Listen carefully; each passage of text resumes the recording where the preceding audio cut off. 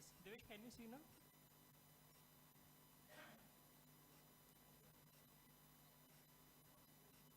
Hello?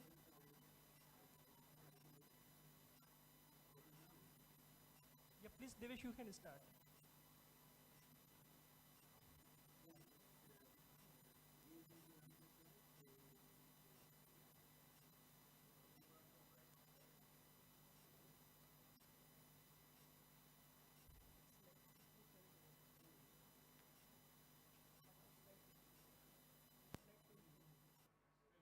Yeah.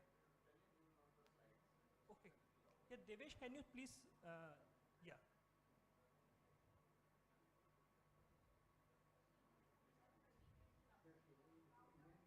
Yeah, can you, hello?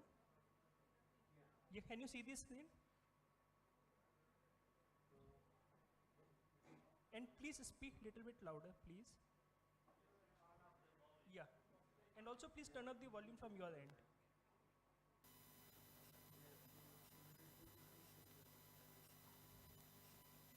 Please, I mean, we can't hear you. ये यहाँ से भी आवाज़ नहीं आ रही, कहीं से भी आवाज़ नहीं. Just a hold.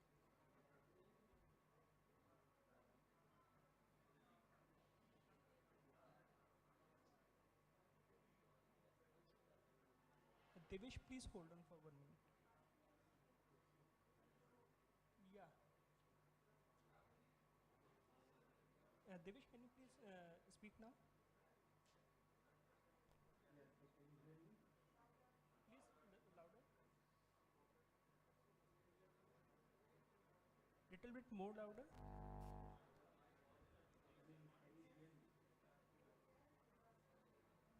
Hello?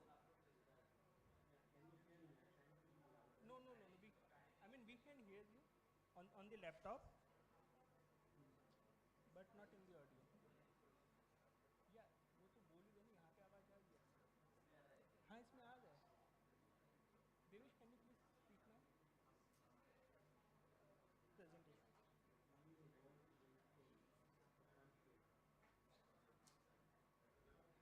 Hello? Devesh, can you please speak now? Volume बढ़ाइए.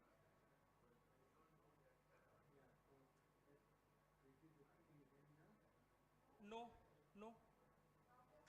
Little bit more louder.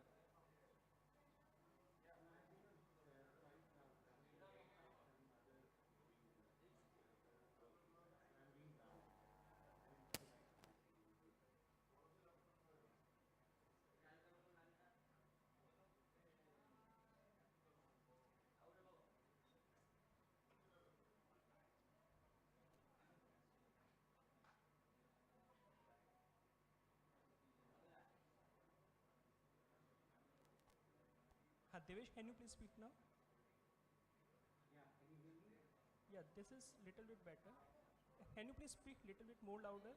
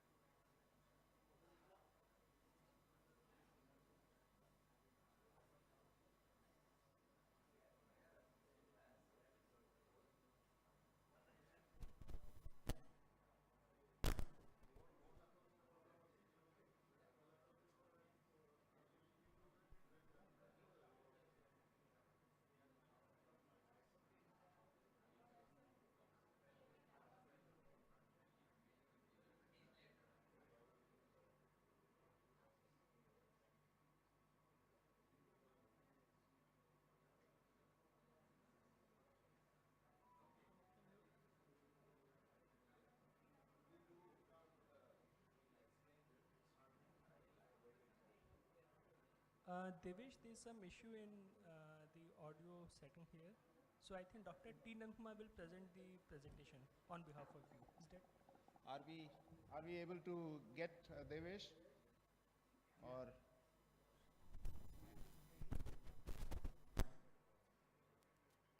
no?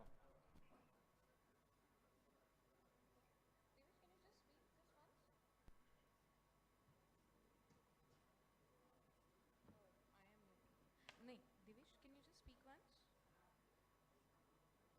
Oh, I am muted. No, Devesh, can you just speak once? No, his voice is coming on this set. Is there some way?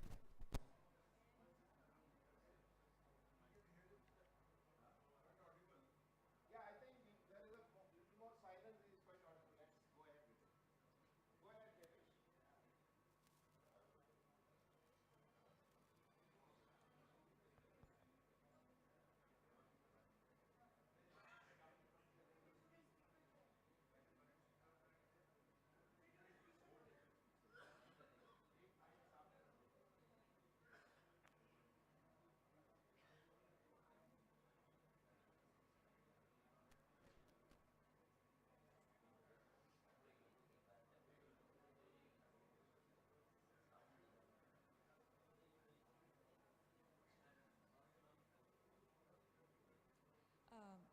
Devesh, can you just say the first line of the title of the presentation? Thoda loudly.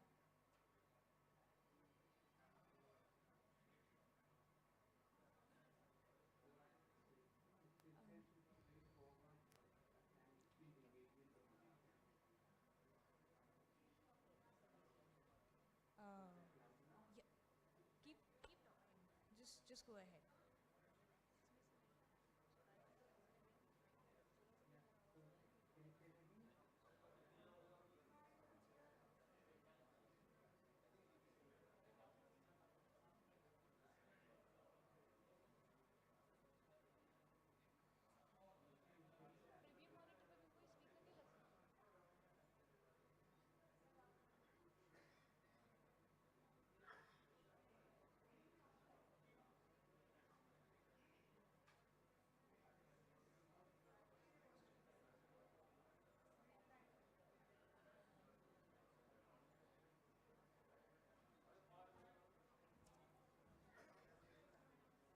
Okay, I think we have tried enough with the technology.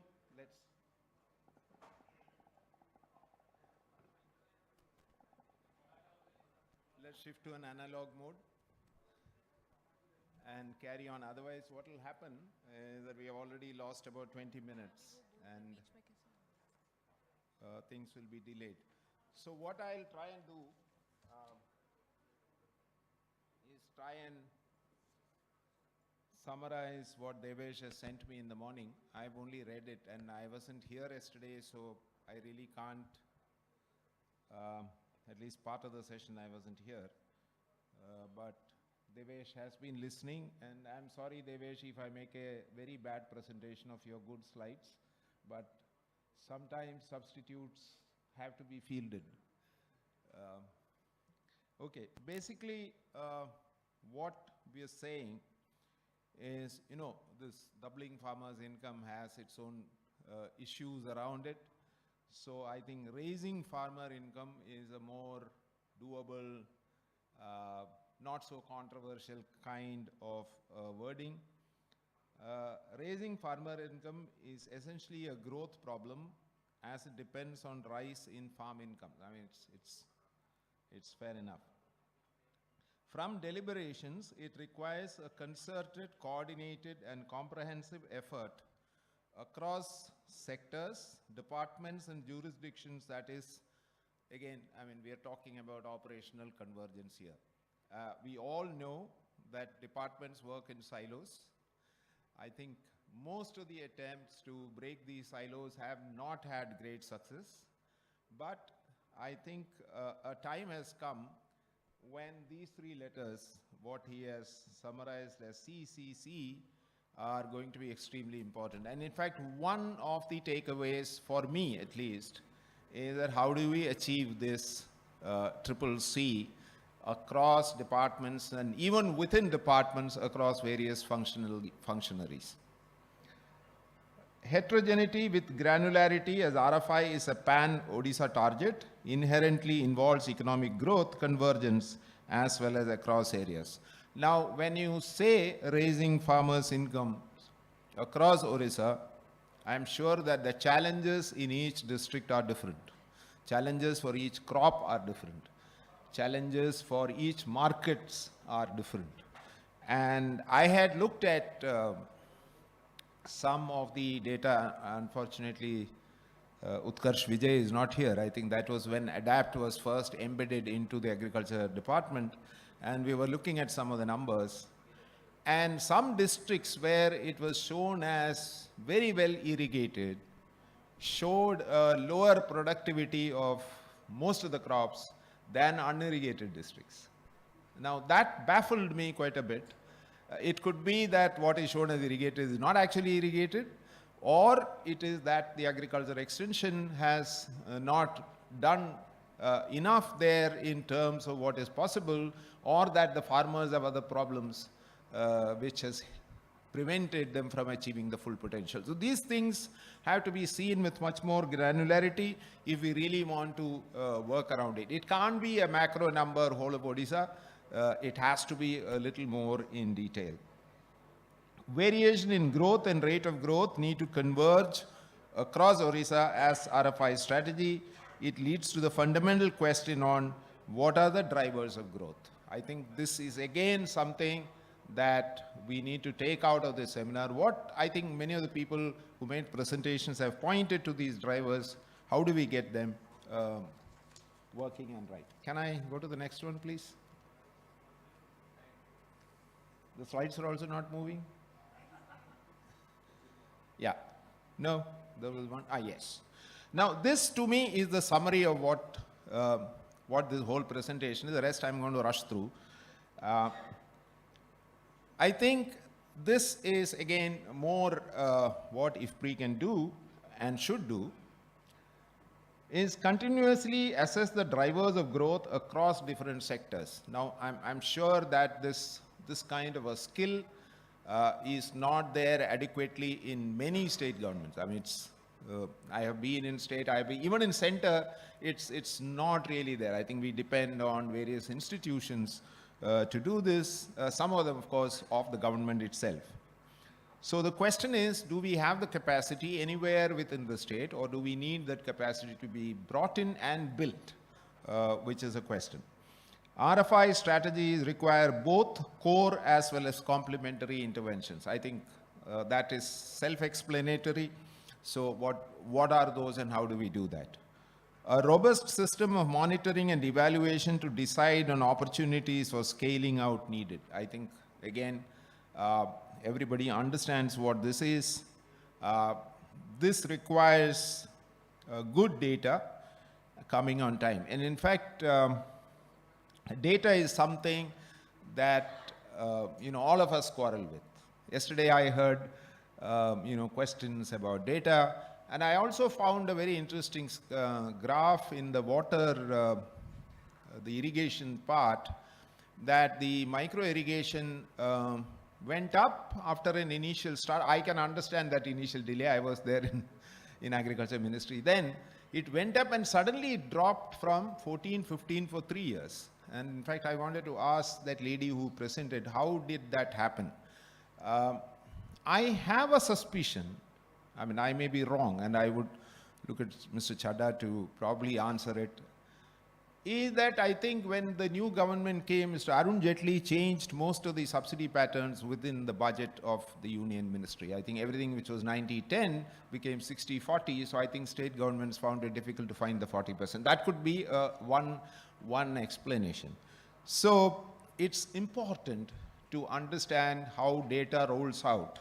And data needs to be given on time. All of us have this NSSO data and all that. It's nice for researchers, but for decision makers, I think it's far too late. That historical data doesn't always help you do the right thing. So how do we get a system of monitoring? Again, I think some best global practices, some skill set development here should be fine. Then, of course, this is a well-known story, I think, well-written as well. There are possible multiplier effects through government schemes like Kalia. Now, this needs to be picked up. How are these multiplier effects happening? Which is the direction in which this is happening? So, again, something that we need to understand, because success stories are important in its own ways, because nothing is 100% success. Many things succeed. There are some gaps here and there. But what is it that made it succeed? And what is it that we didn't do in the other sectors which led to a failure or not adequate success? Understanding what incentives are being generated, policy and behavioral offsets. I mean, that's again understood. Intended and unintended consequences, something that we always miss in terms of what should be done, and need to create markets where they are missing. And I think, to me, in an Odisha context, again, I can't claim too much local knowledge, even though I have been coming here for the last, 16 years, 2006 onwards, very regularly and looking at Odisha in some detail. But I feel so, I mean, you can correct me if I am wrong, I think the value capture by farmers is lower in Odisha because the markets are inadequate or missing in certain cases.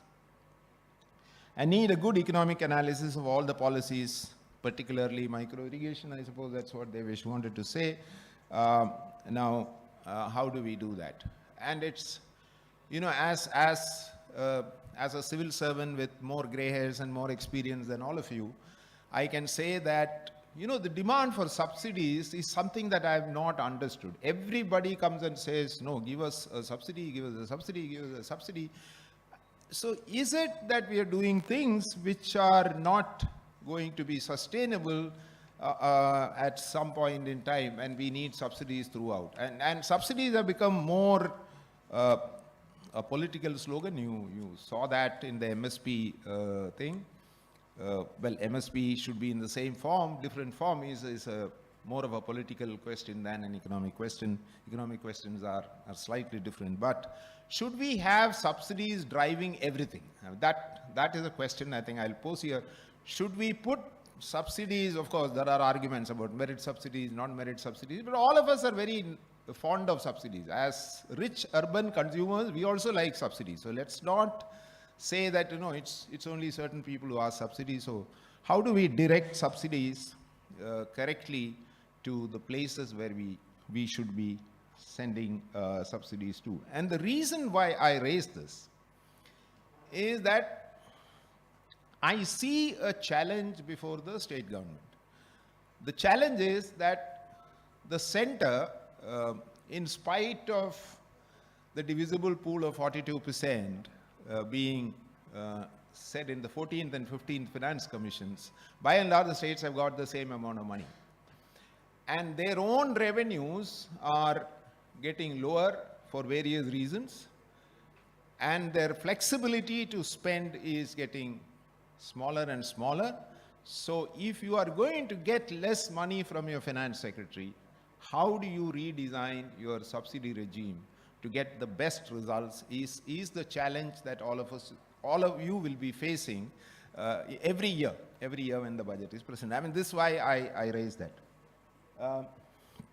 Well, this is again something that I would not explain. I think you can have a look at this. Basically, what do economic analysis entail? This is what probably IFPRI can do, and try and help you with little more studied, data-based, analytical kind of profiles, which helps you in decision making. Yep, we go to the next one. Yeah. Growth as a precondition, how do you assess potential? This again are questions that we learn from here. Millet mission is clearly a success. Are there any gaps in that? One question. Now, if millet mission did succeed, why did the work on, say, urad or horse gram or something similar did not succeed. What is the difference? So if millet mission succeeded, and if we want to launch a horticulture mission for Odisha, what are the lessons from millet mission that we should put into the horticulture mission? And again, what margins are driving growth? Are incentives aligned? The same kind of questions we will want to ask. And if something failed, why did it fail? I think that's again probably a better lessons from the failure than from the success. Again, I think we come back to this question that we need a whole portfolio of interventions, but there are core interventions by case. Now, rice and ragi, market linkages, technology interventions, all these would credit, everything falls into place, but what happens again is we pick up a few very convenient interventions, and then we miss the rest of the story. My favorite example is from the dairy sector or the livestock sector. Many governments, many chief ministers decided that distributing free cows is a very good way of increasing income of farmers. But when I asked a chief minister that where does he sell the milk, he had no answer. Because you give a single cow to somebody in a place where he is subject to market forces, and my own analysis says that at least more than 50% of the farmers spend more money looking after the cow than earning anything out of it. So it's a kind of thing that you do because it's politically expedient, but in terms of the total portfolio of interventions, it doesn't pass the test. So it's extremely important to link everything from the beginning to the end. And I know that people are very fond of using the word mission mode. I learnt my writing missions from Sam Pitroda, so I have a fairly strict standard for assessing missions. And I did work with two of them, both fairly successful missions, but the design took a long time. So everything cannot be in mission mode. When we use the word a mission, let's do it right. Otherwise, it's okay. It's nice to say, but it's not going to go anywhere. IFPRI and Government of Odisha, well, this is what I suppose Shahid in his final remarks would have something to say on this. I'll skip that for him. FPOs, again, a big question. Whatever studies, and again, I mean, I did some work on FPOs. So the last study I saw from Asim Premji University says that 50% of the FPOs have generally folded up. They've lived as long as they got the subsidy support from government, and then they've generally vanished somewhere. So the other question is that the government under the new Ministry of Cooperation seems to be wanting to rejuvenate cooperatives. So if farmers' collectives are a desired mode, is it FPOs, if it cooperatives, what is it that we want to do? I think a question there. There are some suggestions on FPOs. I think we can discuss that a little later. Again, getting the back end and front end right, major issue. Very often we miss one of them, sometimes both of them. We just get the middle right. So how do we, like yesterday I heard Sanjeev Chadda saying, micro irrigation, they had a large plan, but the private sector manufacturers didn't step up, and therefore there are questions. So if private sector manufacturer is a key player in micro irrigation, then how do we move forward unless they are ready to give you reliable standard equipments? So questions like this will need to be answered. Otherwise, we will have programs which may not give you the kind of results that we are looking for. And now this is something that I'll skip. Go to the next one. Yeah, the collaboration potential. This is where I think IFPRI can bring in a lot of knowledge, lot of international experience sharing, and also try and help you make the right choices. The first one is policy analysis and role of markets, then understanding networks, for which is again a global experience, factors behind non-adoption of certain practices, core and complementary factors, how do you do the core and do the complementary factors, assessment of markets, which is again something that most of us are not capable of. I don't think in the civil service in general, understanding of markets is very, very competent. I mean, markets are a different ballgame altogether. Most of us pretend to understand markets, but we don't. Then, of course, there are design issues. Very often we design schemes, as we call them, programs or schemes, thinking this is best for the farmer. But then you find that after 3 years it hasn't had the impact. So we have to go back and redraw some of the designs. And this is largely because, in fact, I shouldn't be saying it, but I have written about it, therefore I have no hesitation in saying it. The guidelines on FPOs issued by the Ministry of Agriculture is something I would probably rewrite completely. So it's not even amenable to correction. It has to be rewritten. It's very good for bureaucrats, because whatever they do, there will be no audit objection. I'm sure about that. It's so carefully drafted, but I don't think farmers will get access to some of those things. I mean, that's a problem in designing things. So is it user-friendly? The scheme that you are writing, is it bureaucrat-friendly or user-friendly? And I've been a bureaucrat, so I take most of the blame, but this is what it is. Then, of course, institutions. I think some of the institutions probably have outlived their life. We may have to reinvent some of them, or maybe you have to create new ones, like FPOs are going to be game changers. Then how do we look at FPOs? Of course, evaluation and of course, IFPRI can advise you on matching partners. This also I'll skip, because then I would save time for a discussion. I'm sorry, Devesh, but that's the way we need to move forward. Even this, I think, is a repeat. So we would leave that for the time being. And we'll come to the last slide, which he has, is several extensive margin, new products, new markets. How do we evaluate cost structures? Because if you are not able to get hold of your costs, how are you going to survive in the market? And very often in government, cost is not a consideration. It's not in the discipline of how governments work. And somehow most PSUs have adopted that. They're not adopted what should be a private sector kind of a thing. The second is viability. Now, how do we create viability options across the board? How much of subsidy is required? And is it worth putting that kind of money in? If something needs, let's say, okay, to introduce something, you need a higher amount of subsidy. So how do you taper it off? How do you make it viable in the... Yesterday, I was very thrilled to hear this young boy selling that sub 1 HP pump sets.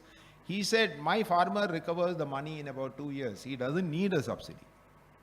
Then why are we pushing him to buy 5 HP pump sets with a subsidy? So questions like this, I think we need to probably answer.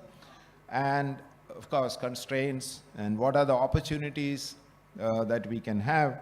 Of course, a landscape of trade costs, and clearly what are the policy enablers. And why I would highlight policy enablers is this, that given the constraints that I foresee for state governments in finding adequate money for what it really wants to do, it will not be able to do all that it wants to do. You will not get the type of money that you think is required. So where do you get the result? One, look at your policies, your regulations, your processes. Many of these can be changed to get value, because private people would come, and I consider that all farmers are private individuals who take their own decisions on what to do. So they will find ways of doing it more effectively than you. Sometimes your schemes have a habit of skewing up certain things which would otherwise be much better off without the subsidy. So look at your processes, look at your, how many certificates, how many times should he apply, how many applications and how many photocopies should he submit. All these are important. So look at all your processes, look at all your delivery modes, and try and see how we make, like industry I did for one state, ease of doing business for industry. There is no ease of doing business of farming. I don't think we even looked at it because there is no demand from CII or FICCI. So I think we have to look at within ourselves, how does one make the farmer access what is due to him with greater ease and do his business with greater ease. Now, sorry Devesh, I have probably added more of mine than your own presentation, but that's fine. Now I like to call all the panelists onto the dais. Is the agriculture director? Okay, we'll do that in then. That's a good idea. Okay, may I request the Vice Chancellor OUAT to come on stage? Commissioner come Secretary Fisheries and... Huh? Oh, he's reaching, okay. I suppose Principal Secretary Cooperation is you, and I have already posed 2 questions to you. Chadda Sahab, cooperatives versus FPOs is something that Director Fisheries. Well, before you come on stage, I have a question which you can hear. In fact, yesterday I asked the MPDA gentleman, how is it that the shrimps from Odisha get a lower price compared to the shrimps from Andhra? And like a good analyst, I thought it has to do something with the transportation costs. But he tells me, no, it has something to do with the soil and the water, and the quality is something different. So, a question for you. Yep. Director Animal Husbandry.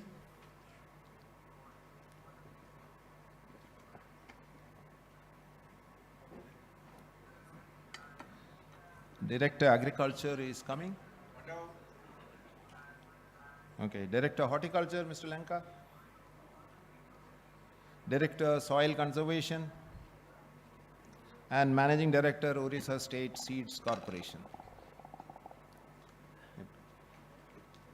So we have to wait for, is the Secretary coming or? He'll come? So shall we, yeah, please. Shall we start with the Vice Chancellor?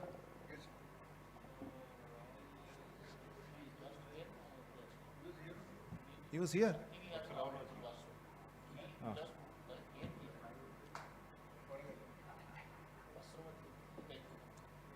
He's coming. Yeah.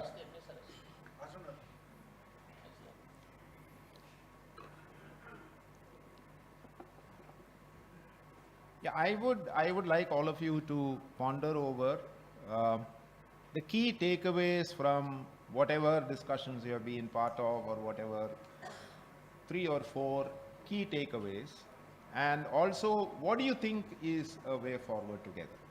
I mean, what would be your 4 or 5 very important things? Like for instance, if OUAT were to look at 5 problems that you would like to solve for Odisha, what would be those 5 or 6?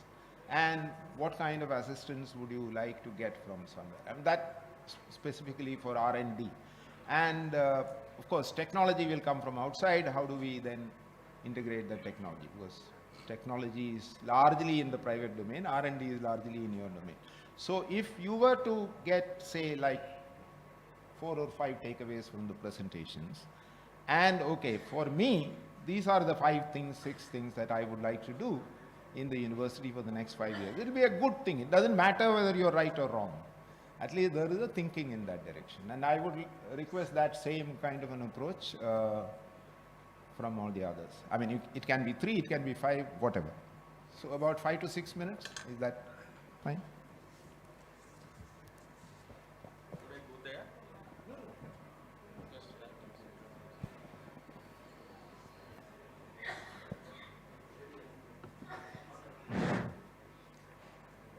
Good morning to all, esteemed panelists. We are here for the policy roundtable, synthesis, strategies, and way forward.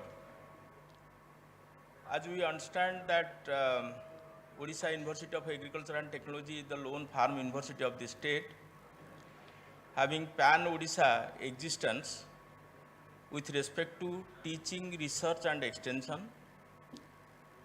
We have several establishments across the state, maybe 10 regional research stations, commodity research stations, Krishi Vigyan Kendras, agro polytechnics, etc., etc. So, and also we have reachability to farmers.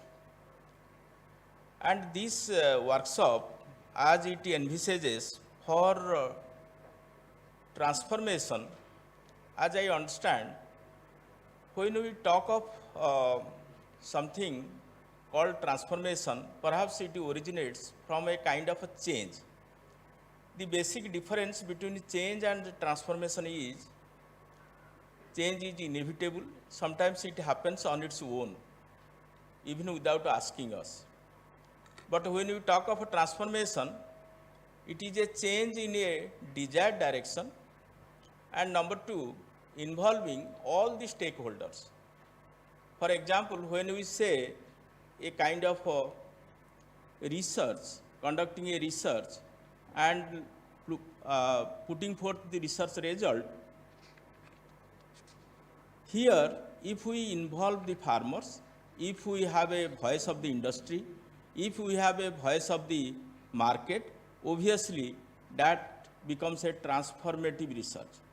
So this dialogue is obviously an initiative and a kind of a milestone initiative which will delineate the agriculture development roadmap of the state in the coming days. And hopefully this deliberation will bring about several recommendations. As we have discussed, I was available in the inaugural session, subsequently my colleagues were available. So this will hopefully will bring a lot of recommendations in the areas of inter-institutional partnership, particularly focusing on agricultural development, as the base paper says, with respect to water use efficiency, energy use efficiency, and more importantly, game-changing trigger points to boost farmers' income. So when we talk of farmers' income also, there are many signals from across, because if we have a back calculation, the food detects the kind of agriculture in a state.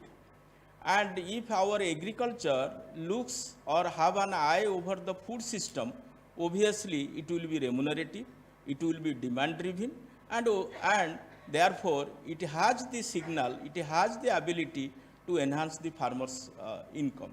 So thus food has a significant linkage in enhancing farmers' income. So this kind of a dialogue will help us in taking the things ahead.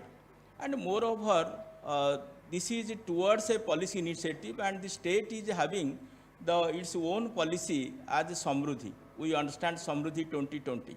So Samruddhi has also delineated roles, responsibilities, strength, weakness, opportunity, everything, so far as state agriculture is concerned. But my submission will be how best we can bring a synergy between the state agricultural policy, as we say Samruddhi, and also looking at the current deliberations, so that we are in a holistic approach, we are in a convergence mode, and things are achieved in that way. Three things as we are emphasizing, particularly with respect to irrigation, with respect to energy, with respect to overall development of agriculture in the state. I have few points to put forth. We have put in a system called research extension linkage. So I will add, rather in the policy framework, if it is converted to research extension, farmer and market linkage. So this will pave a kind of a realistic approach in enhancing the farmer, in addressing the food requirement. Then promotion of farmer collectives by evolving farmer groups and farmer organization. Everybody talk of FPOs nowadays. I was talking to Director Agriculture also 10-15 minutes back, Director Horticulture. So how best, he is the nodal officer so far as promotion of FPO is concerned. And KVKs, we have 33 KVKs in the state and at the disposal of OUAT. So if we have adopted in principle 2 KVKs, 2 FPOs by each KVK, and now we want to enhance the capacity of KVKs, thereby the capacity of the FPOs, particularly not in addressing towards the production aspects where we have a strength, but we want to strengthen the capacity of FPOs, particularly in the management, financial management. If you ask, please prepare a business plan, they are not able to prepare. If we ask that what is your financial management aspect, what is your market linkage aspect, so they are not able to do that. So we have agreed, myself and Director Horticulture, we have agreed that the KVK scientists at the rate of 2 scientists per KVK, 61, 62 in 2 batches, they will be imparted with training, particularly FPO management aspect and market linkage aspects, and they will take back that knowledge to the respective KVKs and thereby enriching the knowledge of FPOs in their catchment area. Then the third thing is private agri input dealers. As we understand, when somebody requires an input or a particular pesticide or a particular seed, he reaches at the doorstep of a private agri input dealer. So if we have, we need to increase the knowledge, the capacity, the wisdom of that person. Hopefully we can better reach in spite of having a robust extension mechanism in the state, in the public sector domain. So how best we can catch hold of that? I remember we have a DESI program. So diploma in agri extension or something like that, but how to focus on this kind of last mile service providers, particularly the private agri input dealers. Then we should have a comprehensive seed production plan. Sometimes we talk of a food system where the seeds are not available. Food system has undergone a kind of a metamorphosis. The fruits which you are seeing in the PowerPoint presentations in the Google now are available in the Bhubaneswar market, in the village hearts also, be it the yellow color capsicum, Chinese cabbage, so on and so forth. So how not only making an awareness has already been there. So making available the availability of the seeds so that the seeds are available to the farmers are able to grow that, and that comes to our table, and ultimately thereby creating a consumer preference and consumer demand. Then we should have a community seed bank also. That is a necessity, need of the hour, that we should have a seed bank, maybe on a regional basis, on community basis, and also a state seed grid, something like that. Then as regards to water use systems, in our academic curricula, we studied conjunctive use, not consumptive. Conjunctive use means using both surface water and subsurface water in a balanced manner, so that there is a balance in the water table. Some groundwater is utilized, some surface water is utilized. So these are some of the aspects, and in the energy also, how we can focus on solar aspects. But at the end, I will emphasize that OUAT being the lone farm university, that to state-funded university in the state, we have pan-Odisha existence, we are with the farmers, and we have reachability and outreach to the farmers. Hopefully, or in all these kind of activities, we can partner the state in taking the things ahead. Thank you. Thank you. Thank you. I would just not ask 2 questions, but probably 2 thoughts that I'll leave with you, which you can just ponder over. One is that, wherever we go and look at the irrigation data, we see this great increase in irrigation potential or irrigation potential created. But we don't see a corresponding increase in agriculture production or GVA agriculture. Something that has baffled me, and this from the AIBP days. I'm not talking particularly about it. So you may want to look at it, what is happening there. The other is, you said about KVKs. Now, how do you redesign KVKs to solve the problems of the farmers of that district? This is a challenge that ICR has not really been able to take up. So you may want to, put some new thinking, because KVKs originally were designed as not as extension agencies, but as technology transfer and other various other things. That is why it was an ICR-dominated show. Now it has got into a bit of extension. But you have a regular extension agency as well. So how do they work together is one. And how do KVKs, like for instance in 2009 drought, I remember very distinctly that all KVKs made a plan. If the rainfall goes down like this is what you should do, kind of a thing. So how do you sort of do this for KVKs? I'll leave it to you. I don't want you to answer now. I can answer it now. Yeah. Actually, so far as KVK is concerned, there are two different words. One is the extension, so far as state extension machinery is concerned. Another is the extension education, so far as university extension is concerned. So we deal with extension education. We devise some kind of a model extension which is supposed to be integrated with the state extension machinery in taking it forward. So hopefully, as we more come together, we make a kind of a convergence. In that way, the things or the model extension activities that is generated from KVKs as a pilot can be replicated elsewhere in the state. All right. Can I move to Director Fisheries? Sir, Yeah. But take 5 minutes, not more. Good morning, esteemed panel members on the dais and ladies and gentlemen present over here. We had a very warm and fruitful discussion yesterday. So few points I had noted down when I was present. I was not present throughout the day yesterday, but the Agriculture Production Commissioner, Mr. Shamji Chopra sir, explained the initiative that we have taken so far in the agri and allied sector. I'll take a few points. I'll just take few points from his speech and explain what this fishery sector is doing at this point of time, and what are the challenges we are facing, and what are the policy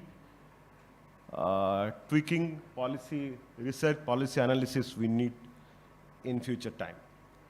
Sir, we are the 4th largest fish producing state in the country. Andhra Pradesh probably the number 1, Gujarat, West Bengal, then Odisha, sir. But as far as consumption is concerned, sir, almost 95% of the Odisha population consume fish, sir. That is unique, sir, but no other state, excepting probably West Bengal, no other state is consuming fish. Almost 100%, sir, say around 4.5 crore population of the state is consuming fish, excepting 5% here and there, sir.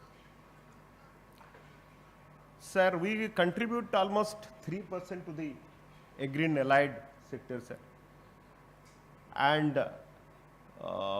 as far as value addition is concerned, gross value addition is concerned, it has increased 10 folds from 2001 till 2020 and 21, from 1,046 crore to almost 11,000 crore in current price. It's not a constant price, sir. So these are the basic premises of our discussion. Probably next 2-3 minutes I'll just take, sir. So we have been talking about nutrition security, sir, and all of us present here would certainly agree, sir, fish is the answer to the nutrition security, sir, apart from vegetables. So it has everything, sir. It has, I'm not a nutrition specialist, sir, but still. And we have been implementing a pilot project with the support of World Fish. It would have been better if World Fish would have been invited to this particular program, sir. To include this fish powder in the take-home ration in a particular block, sir, as a pilot initiative, we would like to scale it up to all the blocks of the state, sir. And also in the midday meal, sir, in the form of powder, sir. I think there is the paper on which it has been mentioned that if fish consumption during the first 100,000 days of human life is taken, then this brings huge benefit to the child in terms of cognitive development and body growth, sir. This is where I would like to focus. If you are talking about nutrition security, then fish is the answer, and fortunately we have almost 100% of this population of the state are consuming fish, sir. Then we have been talking about more crop pod drops, sir. Sir, I'll just coin it differently, sir. We can call it more fish pod drops, sir. There are two types of expansion. It is happening with the support of state government and also government of India, sir. First is the expansion which is happening horizontally, sir. We are expanding horizontally, especially in the freshwater sector, sir. And also we are expanding vertically, sir. So simple calculation, just before coming to this meeting, we had a simple calculation, sir. If it is a pond, sir, or a tank, sir, the freshwater fish production is 0.5 kg per cubic meter, sir. So for 1000 liters, it is 0.5 kg, sir. If you do it in a bioflog intensive manner, sir, it is almost 16 kg per cubic meter, sir. If you do it in a reservoir cage, sir, it is 25 kg per cubic meter, sir. We have started the experiment in Hirakud reservoir, sir. It is coming up so nicely, sir. So there is a need. So we all know water is most scarce, probably commodity in future decades, future centuries, sir. So we need to focus on more fish pod drops, sir. Then probably we need to move towards the more intensive pisciculture, sir. This is one point, sir. This was discussed yesterday. From that, I have taken a cue from that point, sir. Then the entire system, sir, we have to involve the community, sir. So in all our programs, sir, there is a flagship program of the state government, sir, wherein we involve the women self-help groups organized by Mission Shakti department, sir, to go for scientific pisciculture in Gram Panchayat tanks, sir. Under the OPECRA project, Director OPECRA was there yesterday, sir. Under the OPECRA project, we are also involving Pani Panchayats. We are involving primary fishermen cooperative societies, sir. We are involving women SHGs as well, sir, so that they can take up pisciculture in the MIPs, sir, which they have developed under World Bank assistance. This is horizontal expansion, sir.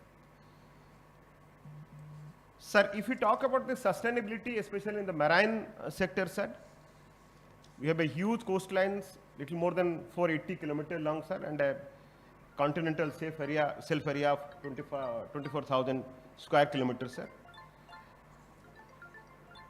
And as per the survey, sir, the maximum sustainable yield which is permissible for Odisha coast is 2.93 metric ton.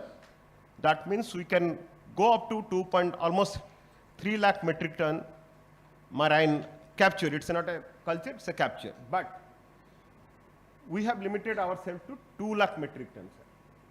So still there is a leeway. We can still go for 1 lakh metric ton marine fish culture. But it is better that we limit ourselves, sir, because we need sustainability in that sector, sir. And we are not giving much emphasis on the marine sector as well, sir. Then exports, sir. This again, I'm coming to some statistics, sir. 2001, we had export of 379 crore. And last year, 2021-22, our export, especially L1MA, sir, which is brackish water shrimp, sir, it is around 4,526 crores, sir. It is almost a CAGR of 12.54%, sir. And this export contribute to almost 6% of the entire state export revenue of the state, sir. APC, sir, was giving emphasis on cluster and hub approach, sir. why Andhra Pradesh is producing more, sir? The question that you put, sir, I'm coming to that question. I'm trying my level best to give a answer to that question, sir. Because they have a very organized setup, sir, which probably we do not have. Our supply chain is a little fragmented, sir. And they have a cluster approach, sir. They focus on only 2 districts, sir, West and East Godavari districts, sir. That is basically Krishna and Godavari basin, I believe, sir. I have not visited Andhra, sir.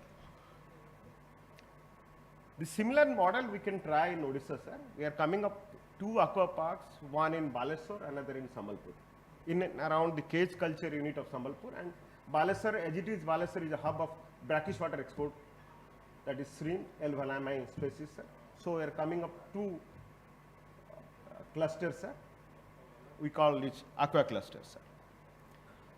Sir, at times we also face challenges, sir. As I told, sir, OPICRA project, we have been supporting pisciculture in MIPs, sir. In MIPs, what happened? We want to retain the water during this period, sir, I'll just speed up, sir. During this period of time for pisciculture. But they want to release the water for agriculture. So there is a conflict that we need to address at this point of time, probably. But the best solution is probably we need to have a convergence, both pisciculture and food grain. So we are taking up a project with the support of World Fish, the first round of discussion we had, to go for rice and fish culture. There are 2 different models here. One, they say Andhra model, and another is Assam model. We may not copy those models, sir, but certainly we'd like to visit those areas and learn if something can be done here. And fortunately, the district administration, the collector Sonpur, he has come forward to take up this in her area, sir. So these are few problems, issues, sir. I'll just try to narrate few challenges, sir. We need a competitive supply chain, sir. We need economies of scale, sir. And we need to expand that was also discussed yesterday, we need to expand the extension, sir. We need extension to be overhauled, sir. So it is under the purview of the government within the budget constraints. It may not be possible to give the extension services to each of the fish farmer. If we consider each of the fish farmer as our customer, sir, it may not be possible, sir. So here probably we need to take the support of other schemes like NRLM, sir. I have worked with NRLM for a couple of years, sir. I have that experience, sir, as a director, in other capacity also, sir. The first step that we did this time, sir, we took a survey, sir, with the support of the community cadre of the Livelihoods Mission and Mission Shakti, sir. It was very successful, sir. So Government of India, under the PMMSY scheme, they have given us, they have sanctioned us 600 Sagar Mitras, sir. Basically, they will support the marine belt, sir, but that support is intended only for the coastal security, more on the coastal security part of it. But similar support can be given to the freshwater and brackish water farmers, sir. And the state Mission Shakti department, they have come up with a proposal called Matsya Mitra, sir. That can be expanded, sir. So they are practitioners, sir. Once we train them, probably it will be easier for us to transfer the technology knowledge, whatever we have, to the fish farmer or the fish entrepreneur. These are few points, sir. Thank you, sir. Thank you very much. Vijay, Director, Animal Husbandry and Veterinary Services. In fact, if you are trying to raise farmers' income, I think your role is bigger than the direct agriculture. Yeah, thank you, sir, and good morning, everyone. So I'll specifically stick to the points that you have raised, sir. The key takeaways for me from the panel discussion that has happened from yesterday. The first and foremost would be the perspectives that I got. In fact, I have gained more in one-to-one discussion that I had with you maybe for a very brief 20 minutes and as well as with Dr. Merkala. It's basically in the domain of policy making. So whenever we in Odisha, especially of late, whenever we have a discussion with our secretary or maybe with our development commissioner and chief secretary also, we are told that budget is not a problem, it's not a constraint. But the leeway that we have after we actually factor in the various welfare measures that we are supposed to do, and the vision that we have for the state and all, I think we are actually very much limited in terms of the budget, the funds. So in that, the importance of our planning, our visioning and our goal for the next maybe prospectively 10 to 15 years, it comes in very handy. It's very, very important. So that's what I felt like my perspectives in terms of the macro planning, looking at from a state level, it has really changed. So that would be my key takeaway. Along with that one, I will say the capacity building. Here we sitting at this level, we plan for the whole state, but actually the implementing unit for every state is a district. So I think that planning which has to come from the district, where that collation of all of these requirements may happen, and that is not actually being done. We are doing it in a very, very mechanized, very in a mechanical way. So that capacity building down below the ladder has to be done, and we need those sort of leaders at the district level wherein the exact data can be captured. Even the data, which was one of the very pertinent points that was raised yesterday also. We don't know whether actually we are speaking of the factual data or maybe some forged or maybe some wrong data. So that data screening, that sanitization has to be done. And the second thing, sir, which you have rightly pointed out, and I realize the importance of my own department, in fact, in rising farmer, in doubling or in fact in tripling, because I was working with my team. We have envisaged a couple of scenarios in which for marginal farmers, how we can think of enhancing their incomes. For small farmers, how can we do it? In a 1 hectare, like what interventions can be done if at all we want to wean away a particular person from doing paddy or rice cultivation. With just a minimal requirement of 400 SFT, 700 SFT for pig farming and 4000 SFT for poultry broiler farming, the income, in fact the net profit of the farmer is increasing by threefold. So it was very heartening to see such a thing coming up. I think we have to actually promote this idea among all the farmers that it's not just about MSP, it's not about the procurement policies of the government. There is a lot of potential if at all you are getting into this poultry, maybe goatery, piggery, one of the huge potentials, sir, in terms of the remunerative price it offers. So I realize the importance of my own department and fisheries combined together. I think it has extraordinary potential, as Pradhan has also mentioned. And third takeaway for me is the collaborative efforts, sir, the interdepartmental coordination that is very much required, especially the role of cooperation department comes very handy here. Unless otherwise you have market, unless otherwise you have demand, the question of supply doesn't arise. So we need to create the demand. The demand can only be created whenever the market integration happens, the linkage happens.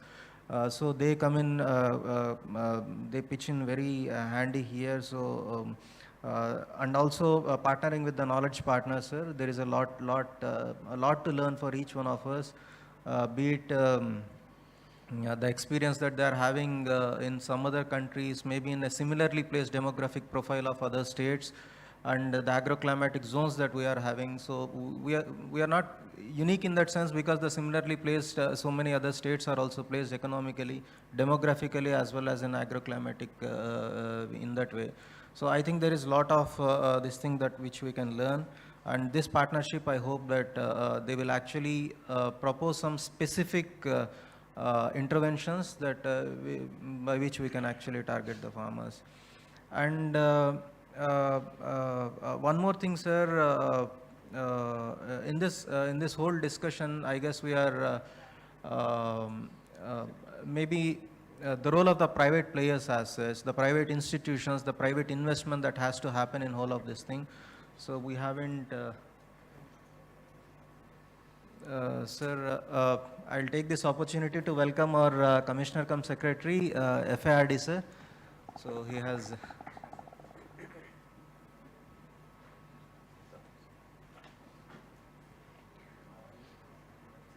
Sir, just going ahead with this, sir, the private investment, the role of the private players in the development trajectory that we are thinking, sir, it is quite huge. In fact, we can only be enablers in terms of the policy formulation and all, but the exact initiative, the enterprising activity, everything should come from a private player. Be it a farmer also, we have to, I guess, all the while the primacy was being taken over by agriculture, I think it is time for the allied sector to actually pitch in and come to the forefront.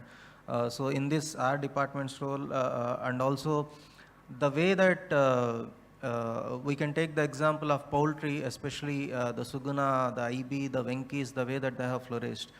So it has lot to be learned. That model can be adapted even in dairy, in terms, even in agri for that matter, even in horticulture, where that integration can happen. Maybe even that contract farming, which may come up in a very big way. We are actually facing one issue also in terms of the contract broiler farming. You might be knowing that one. Very recently, a draft guidelines have been formulated by Government of India.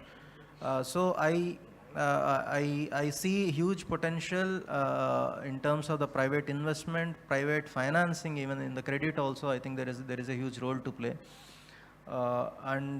Lastly, sir, it's just an extension of the point that I have already made. That solutions that are being offered should be, there is no one size fits all type of a solution. It has to be tailor made with the data that is present right now in the domain, with the way that when a private marketing company and a retail marketing company like say Amazon or Flipkart are able to target their ads and everything to a one particular farmer and like this, one person. So similarly, I guess there is a need for us to adopt such a digital solutions for us, and we have to target it specifically to one dairy community, maybe to the poultry community, and even to one pointer for us is that we have been implementing this under our state plan. 500 broiler was one thing, sir. In fact, rural backyard poultry. So we used to distribute, we are distributing in fact LIT birds, the low intensity technology birds. So half of them are layers and half of them are broilers. But when we were doing it in a micro project area, that is with primitive vulnerable tribal groups, we have received a demand saying that we don't need these birds, but we need desi birds because they are fetching good price in the market, as well as they are very much disease resistant, their survival is good and all of these things. So we discussed with our team, and we have in fact tweaked that one so that we will be numbering, we will be cut downing on that number of birds that we will be supplying from 50 to 40, but we will be supplying the desi birds. So that sort of a targeting, if the demand is coming, I think the focused approach, it has to be done, and district-wise solutions also we need to come up with. It's not at a state level that we can actually think of coming up with any particular policy. It has to be tailor-made, it has to be customized, it has to be targeting specific communities, specific farmers, and also I think that one good thing which I would like to reproduce, which Dr. Mekala has said, AI still in our country, in fact, for us, it has to mean artificial insemination rather than artificial intelligence. So I think there is a lot of takeaway for us, for all of us in understanding that particular concept, because we have a long way to go in adopting this AI rather than that AI what we are thinking of. So these are the key takeaways for me, sir. Thank you. Thank you, thank you. Do I move to Director Horticulture? Come back to you last. Yeah.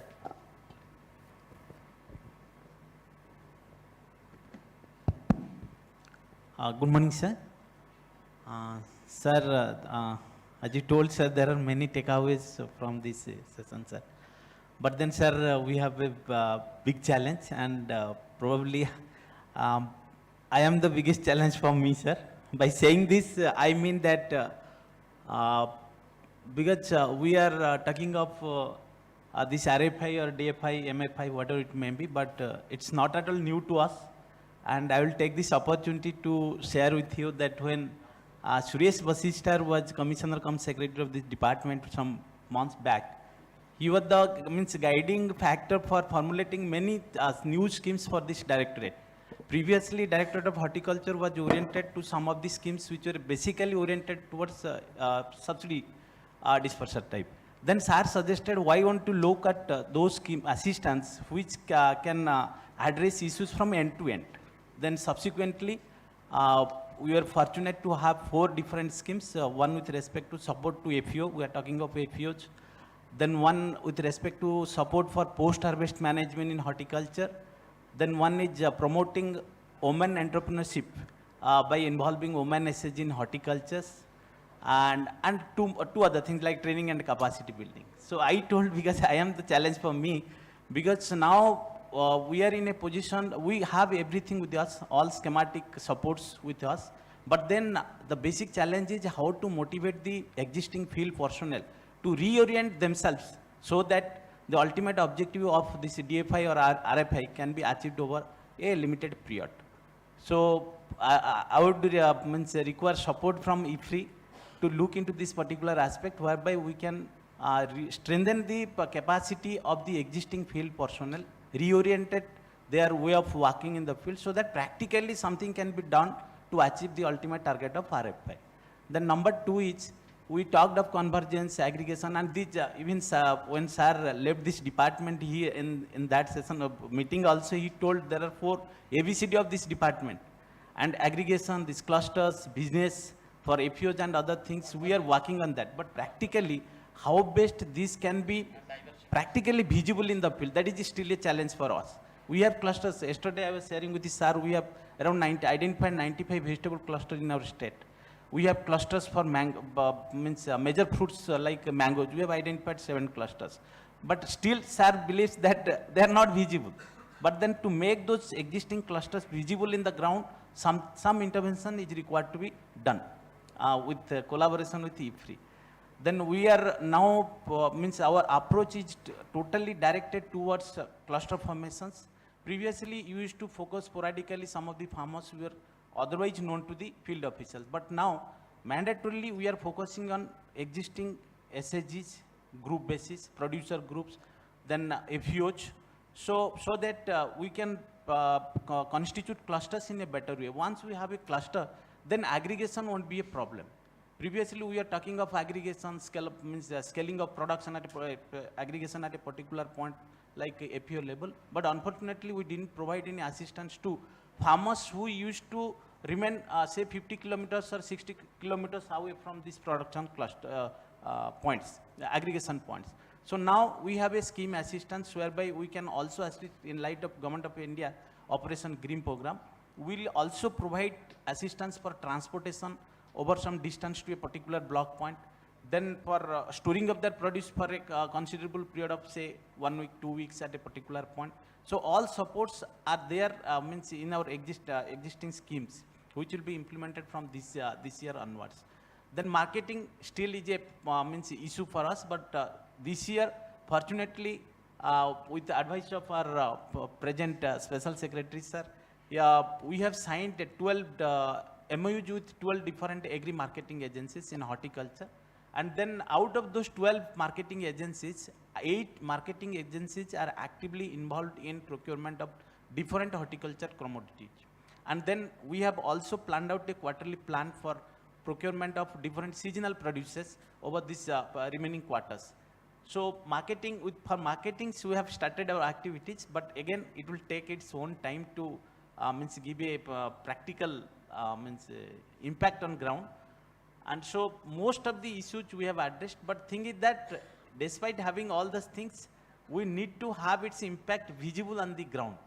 So IFPRI, I would request to through this collaborative approach, will make this happen on the ground, and we will be grateful to IFPRI. Thank you. Thank you. Thank you, Mr. Lanka. I think you are very optimistic. So let's have one success story by next year, and then we can replicate. The Director, Soil Conservation. Good morning to everybody, respected dignitaries on the dais and off the dais. Actually, one very good takeaway from the 2 days discussion will be construction of farm ponds and in clusters and linking the Joe Farm Funds with the Farm Fund Plus. And the Farm Fund Plus guideline has been framed under the leadership of Suresh Vasisht sir. He has actually worked day and night for framing this Farm Fund Plus guideline, which has become very, very popular. APC sir yesterday highlighted the contribution of Farm Fund Plus, and in one particular case, he saw one Farm Fund Plus where the income of the farmer has been 5 times what in the 1 year, he got 5 times of the income of the previous year. So if we think of multiplying farmers' income, we can take up a lot of farm funds or any water harvest structures, but linked with that plus activities, that is livelihood options and addition of integrated farming system, in particular to the water harvesting structures. So those convergence should be ensured, and also the scheme. T. Nandkumar sir told one thing, whether it is user-friendly or bureaucrat-friendly. If we think of user-friendly, then we have to think of the scheme in which the farm fund or the water harvesting structures to be constructed.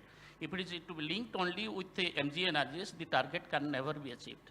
So that is a particular practical, actually field problem we have to construct, because it is linked, the construction of farm funds and the water harvest structures are directly linked with the multiplying farmers' income. We have to select the best scheme in which the target can easily be achieved. And again, our motto should be, is the total rainfall remaining, almost annual rainfall remaining the same, but the rainy days are reducing rapidly. Earlier it was about 120 days, but now it is confined to 56 days. I think what our Honorable Minister was telling yesterday, that this year there was no rainfall in the initial stages, and later on there was heavy rain, and within a period of 7 days only, it was made from deficit to surplus. So this shows there is erratic rainfall, and when there is no need, there is heavy rainfall, and when there is need, there is no rainfall. So we have to think of catch the rain when it falls and where it falls, and that has to be taken up in clusters, and reach to valley approach had to be adopted to make the running water to work and the working water to penetrate in the soil. So with this much, I will stop here. I will go to one from the saying of our Suresh Vasisht sir, "Narho na niras karo man ko, kuch kaam karo, kuch kaam karo." Thank you. Thank you, thank you. We move to Managing Director, State Seeds Corporation.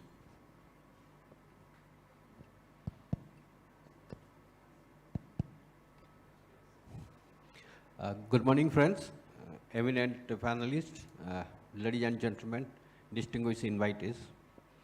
Probably I'm the only commercial person over here among all the bureaucrats and the scientists.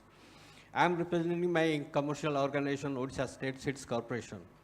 My sole objective is to bring the lab to the land, in fact.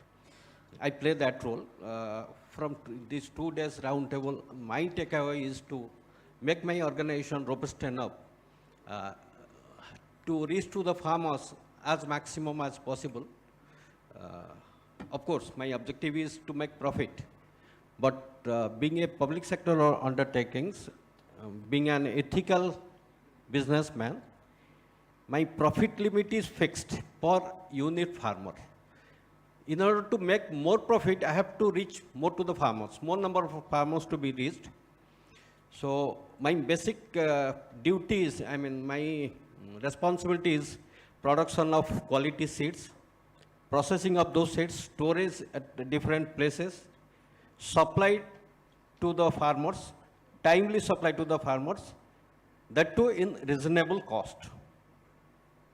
So for this, I have got my organization presence in all 30 districts of the state. We have got 37 processing plants. Processing plants, though managed by professionals, but supply of labors and all those activities are being managed by self-help, women self-help group. We have got own farms. We also manage farms of agriculture department, OUAT farms.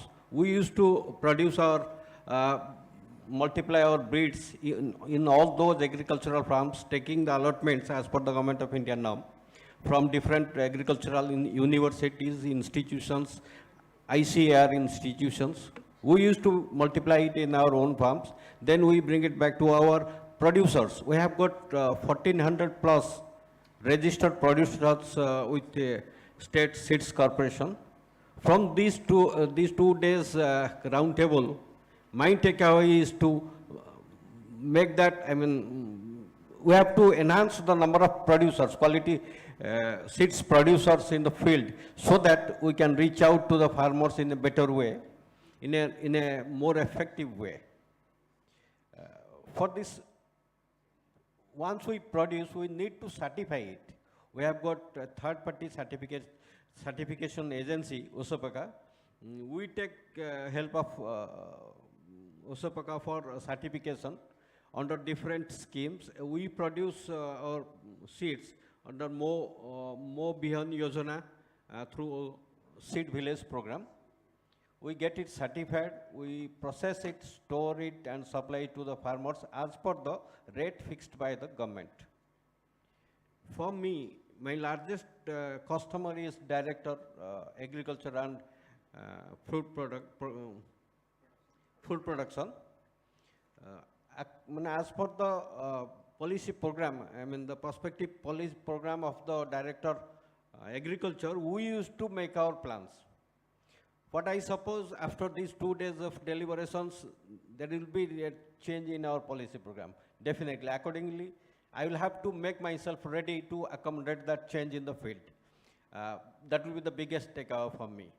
So with this note, I can conclude, I am ready enough to take the challenges to be posed by my customers. Thank you.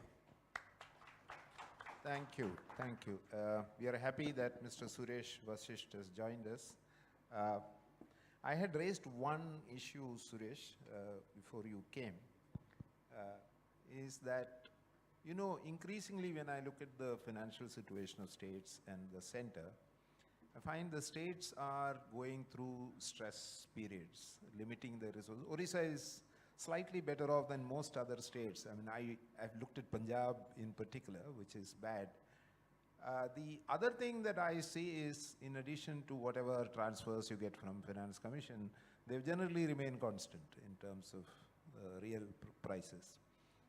You are also having the additional burden of centrally sponsored schemes where you have to provide your own share. So there is always an attraction to provide that money, whether it's important enough for the state or not. But still, why lose the 60 or 70%? Now, taking all these away, then you have left with a very small amount of money for your own innovative kind of financing, and that seems to be a challenge. To overcome that, many states are looking at deregulating many things, changing regulations, changing processes, getting more private sector incentives to come in and creating opportunity or creating an enabling environment in which the private performs a little more than what it used to be. This is a challenge that most secretaries are facing in both in agriculture and industry. But for industry, there is an ease of doing business thing that is going on everywhere. But I didn't see anything for agriculture in any state in particular. So, I just mentioned that, but to you, my question will be that you have probably the largest role in increasing the farmers' income, because this is a sector which will probably go at anywhere above 6% across the country, but in your case, it could be still higher. I know also that Government of India allocations are still skewed in favor of agriculture, which is primarily crops. So how do you see the next 3 or 4 years in this task?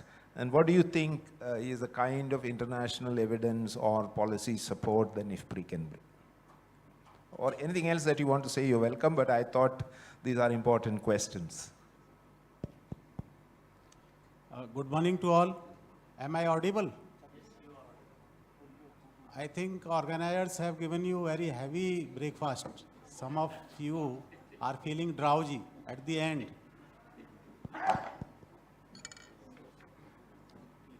Sir, I'll answer your question, but first let me say what I have to say. First thing is my advice to Rohit Lenka, our Director Horticulture, that you should not praise your ex-boss in presence of your current boss. That may be dangerous.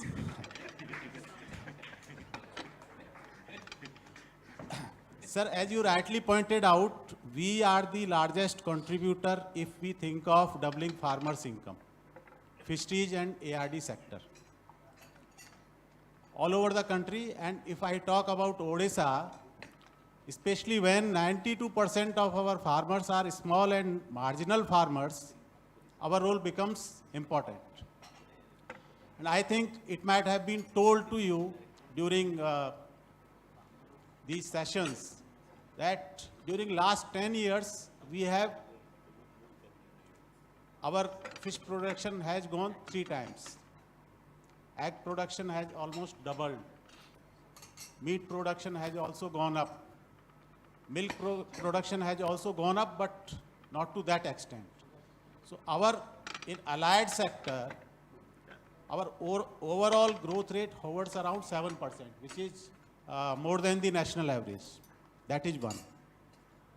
But the irony is that we still are allied sector. Agriculture is the main sector, agriculture and allied. So if you want to double farmers' income, you have to focus on the allied. And then you have to stop calling them allied sector, you have to mainstream this sector.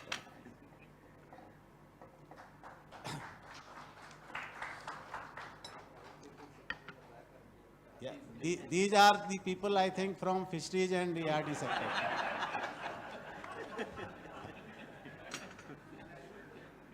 And sir, you were asking Rohit Lenka that next year you should be prepared with a success story. Yesterday I was in Rayagada district. Please excuse me, I was late because I was traveling. I was in Rayagada district. There is a block called Bisham Katak. On the roadside itself, I saw a success story. A farmer, he has taken 30 acres of land on lease and he is producing cauliflower, tomato and watermelon. The lease value is of 30 acres is only 3.5 lakh per annum. And he told me yesterday that till date, during this year only, he has sold cauliflower worth 9 lakh rupees and 10 to 12 lakh is still, it's in field. And then next crop he is planning is watermelon. Tomato is within a month he will be starting selling. And he is catering to Rayagada, mainly Rayagada market, then sending it to Visakhapatnam, Bhawanipatna, nearby markets. Then another success story I was told is in Navrangpur. The person who has got some 20 to 25 acres of land, throughout the year he is only growing tomatoes, no other crop. So in horticulture there is lot of scope for improving the farmers' income. So that's why for 2 years I was also in agriculture department of the state. There I used to tell my officers ABCD of agriculture. What is A? A is aggregation. Aggregation which we are now doing through farmer producer organizations, fish producer organizations or poultry farmer producer organizations. So this is the key. Aggregation is the key, especially in Odisha when our 92% of farmers are small and marginal. If they take collective action, only they can enter into market, bargain with the market. B is for bonding between the farmers, marketing agencies, market, government agencies, our extension workers, banks. That is B of agriculture. C, all of you know convergence. Convergence of ideas, convergence of resources, convergence of action. And one good example of convergence in Odisha is integrated farming system. This is a new scheme which has been launched by Agriculture Department last year. Similarly, as our Director Soil Conservation, Mr. Panda was mentioning, Farm Pond Plus. Farm Pond Plus means soil conservation through resources from Manrega. It will be constructing a pond in the farmer's field. Horticulture will be providing them vegetable seeds and technical support. Director of Fisheries will be providing them with those who are willing with the fish seed, and our other organizations will be providing them with the marketing support. We have Odisha Livelihood Mission, we have Odisha Rural Marketing Society. So like that, there are many good examples, hundreds of success stories of this Farm Pond Plus. It is nothing but convergence of resources. Then D is diversification. All of us in Government of India and Government of Odisha are working towards that. Now in context of Odisha, when we talk of diversification, it is from paddy to non-paddy.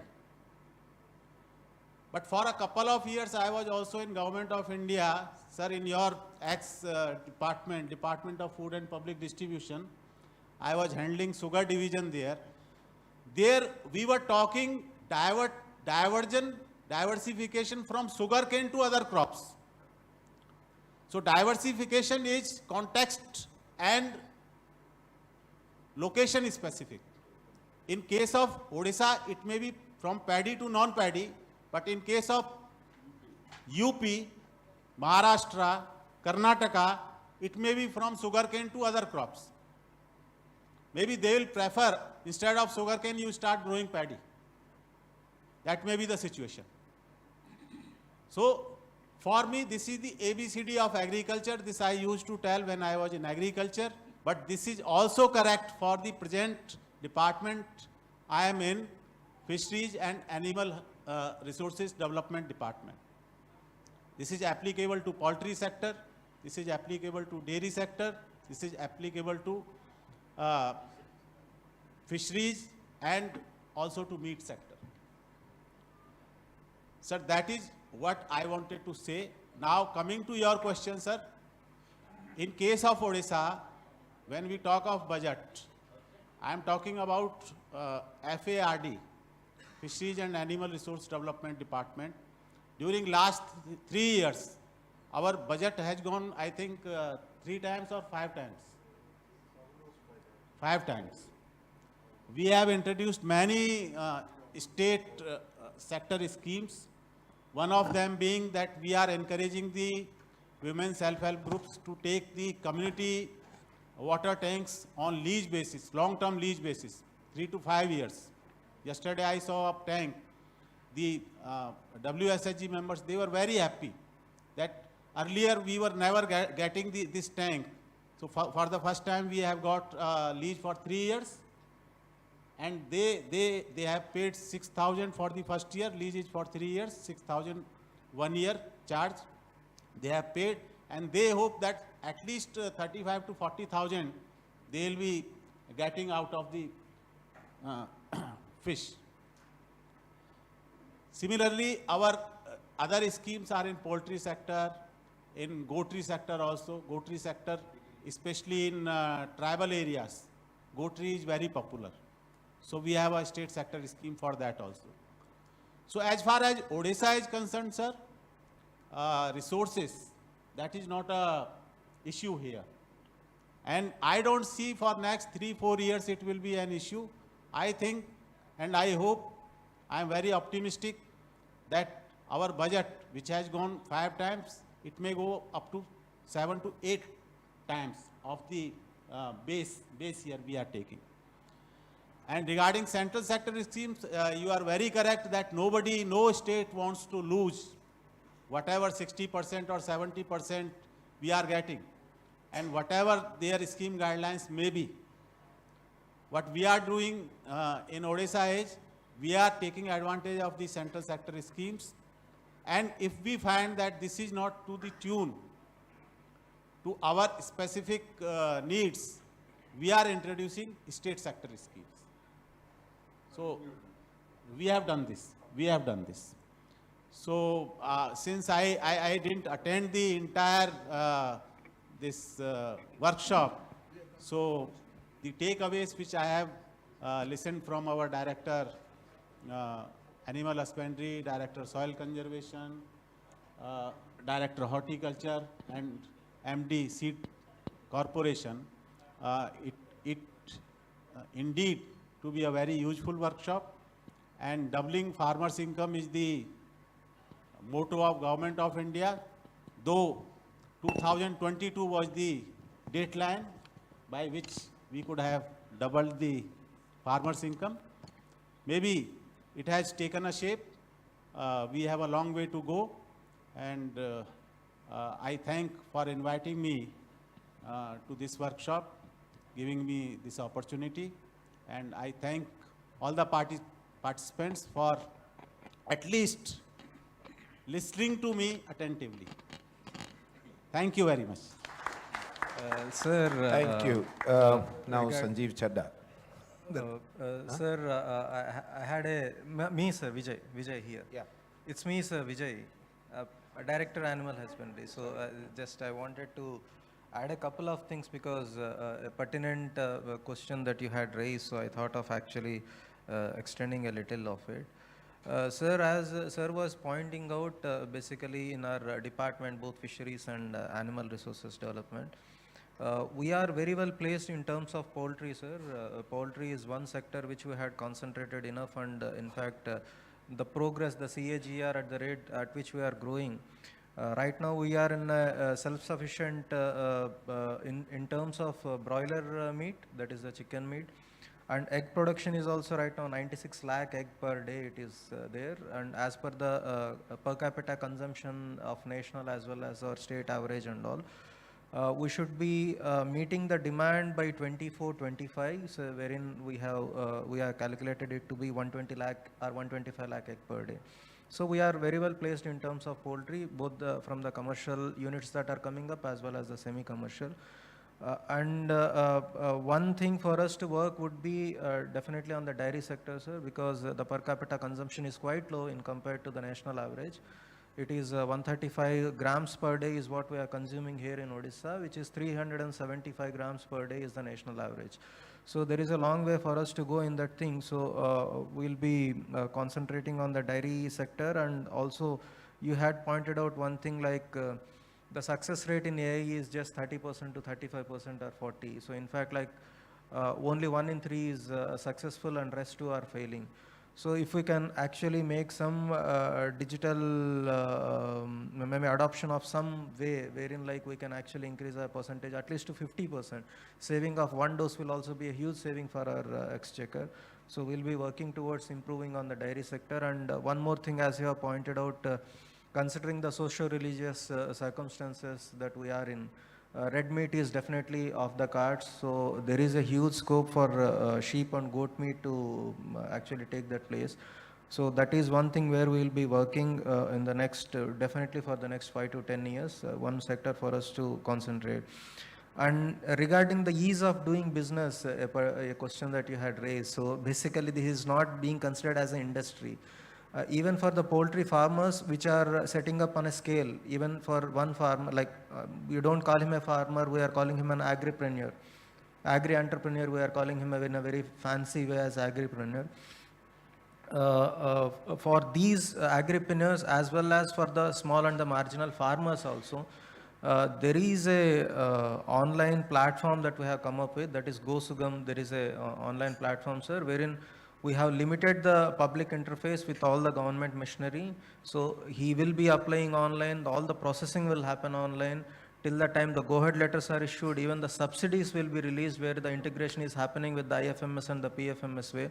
So absolutely there will be a zero interface, only the field functionaries will be going, visiting, making a verification, and then they will be submitting, uploading their reports also online. So there is, in that sense, we may call it definitely an ease of doing business, both for the commercial as well as for the a semi-commercial thing. And regarding fishery also, sir, I'm just taking this liberty of answering on behalf of my director also. There is one thing, sir, that is inland fishery.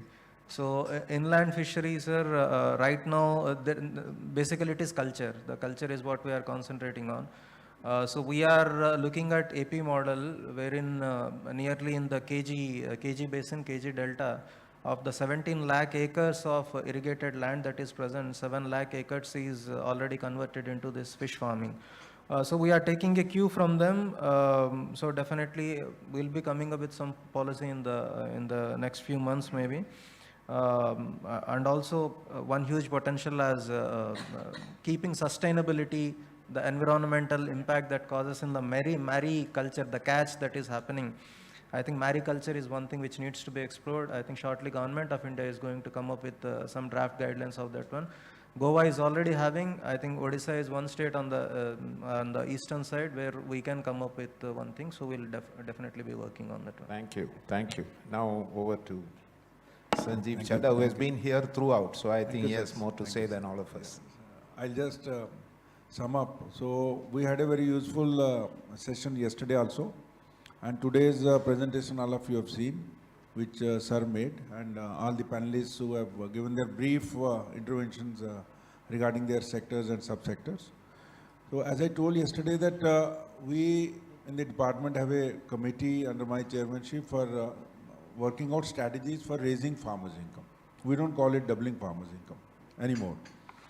And as I said, the next presentation will be on millet mission, where you will see already in the areas of intervention in those districts and blocks, the income has already risen 3 times, 4 times. Productivity has also risen.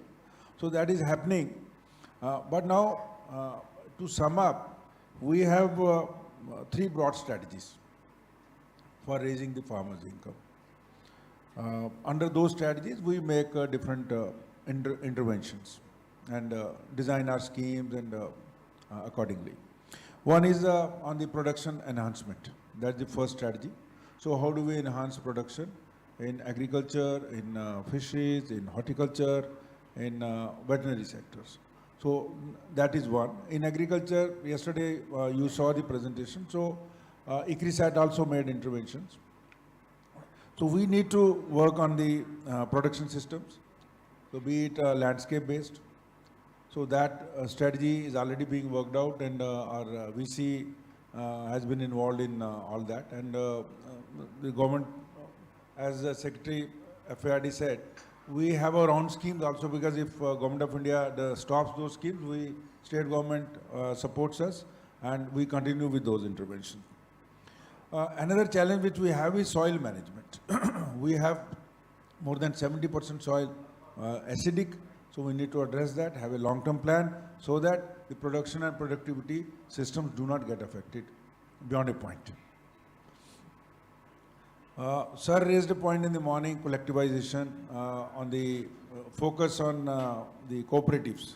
So, sir, under the FPO scheme, both FPOs can be formed under Companies Act as well as the Cooperative Act.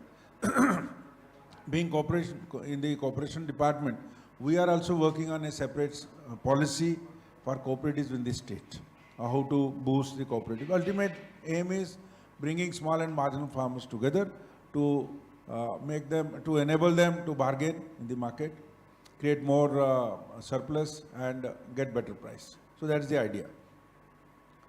Now, challenge which we see in the food systems is that we have to scale up. If we see the marketable surplus in different non-paddy crops. So, in my previous assignment in Government of India, I was procuring pulses and oilseeds in the country. In different states like Madhya Pradesh, Rajasthan, on one day I would procure 3,000 to 4,000 tons, 5,000 tons of pulses. Whereas when it comes to Odisha, so we do not procure that kind of volume in the whole year also. So that is a challenge which we have. We need to create bigger clusters, larger clusters, and come out of the routine way, business as usual thing, and diversify on a mission mode. That is a challenge which we have.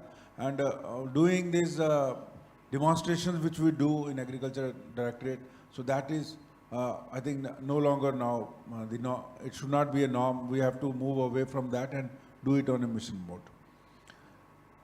As I said, we have to create more marketable surplus and productivity. That Rohit said APC, those our clusters are doing well, but then we should not be satisfied with that 90 clusters which we have done. We have to now learn from that and scale it up across the 300 plus blocks of the state. We have to strengthen marketing infra. So in case we have to ensure better price realization for the farmers, so marketing is a very important thing. One thing I'll share with you is that in my I'm also in charge of the agri-marketing board here.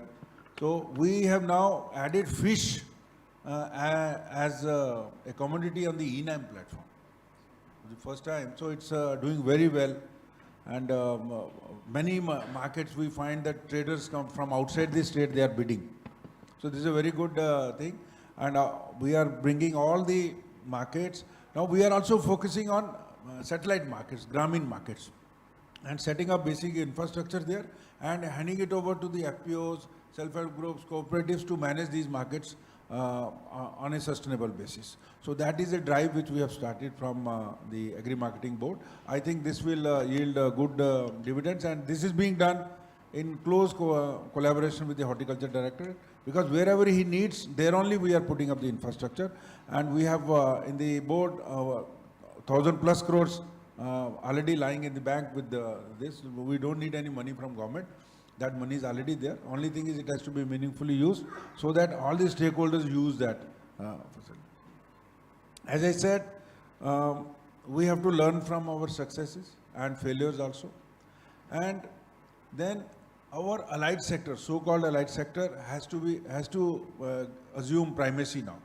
So gone are the days when they will be, because both the directors and the secretary, they have rightly said, and we have in the committee, we are convinced that allied sector has to be our main sector now if we have to raise farmers' income. So that's one takeaway from this meeting also. Water use efficiency, using the created irrigation potential in a better way, whether it is for fisheries or for the agriculture. So that is another area, and our focus area has to be coming for 10 years. Now we have to focus on climate resilient agriculture. So this is going to be crucial for the sustainable growth in this sector. So our strategy and working partnership with the IFPRI and other institutions is going to be very crucial in this. We have to learn from examples all across the country and other parts of the world, and how we can use that so as to meet the challenges posed by the climate change. The last thing, with anything in agriculture and allied sector has to be done by the farmers, they need credit. So we have to make credit available to the farmers. So we have a very strong cooperative bank, which I also head. And I'm also happy to inform you, sir, that 0% interest. Earlier 50,000 rupees were given to the farmers, small and marginal farmers. Now our Honorable CM has raised it to 1 lakh rupees.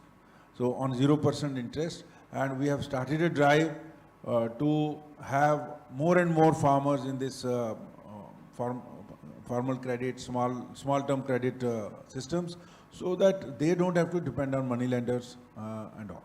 So that is happening, and in a big way, all these self-help groups, JLGs and joint liability groups and landless farmers, we are funding from the bank. And our focus now is going to be now the term loans for the cooperatives or individuals, agri-entrepreneurs. So that is going to be our focus area from the bank. So we will ensure.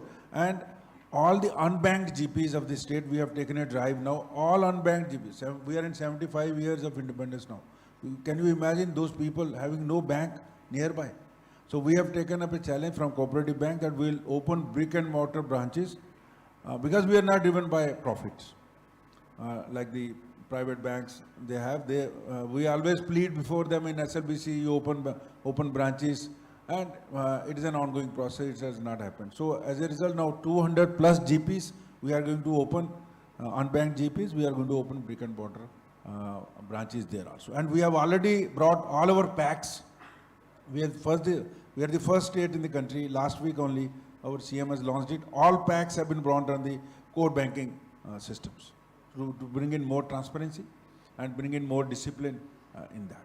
So I hope with all these interventions and whatever learnings now we have got, our team has also, sir, recorded, taken note, working closely with Mamtaji and her team.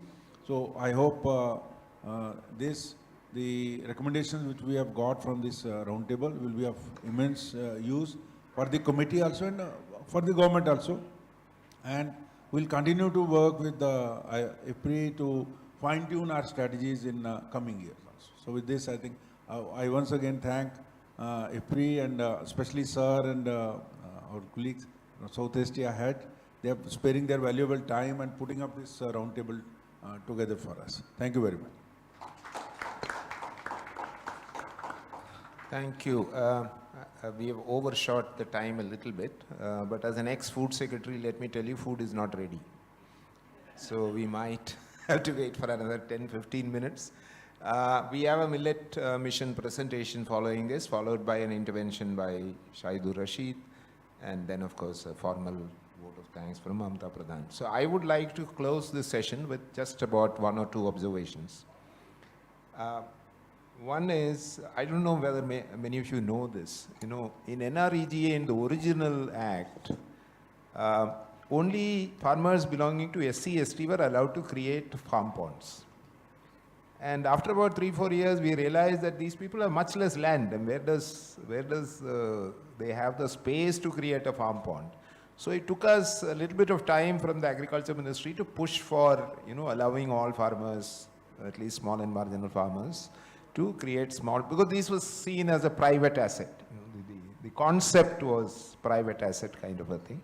So that's why I said we have to look at these very carefully and create enabling environments in which we change regulations and processes.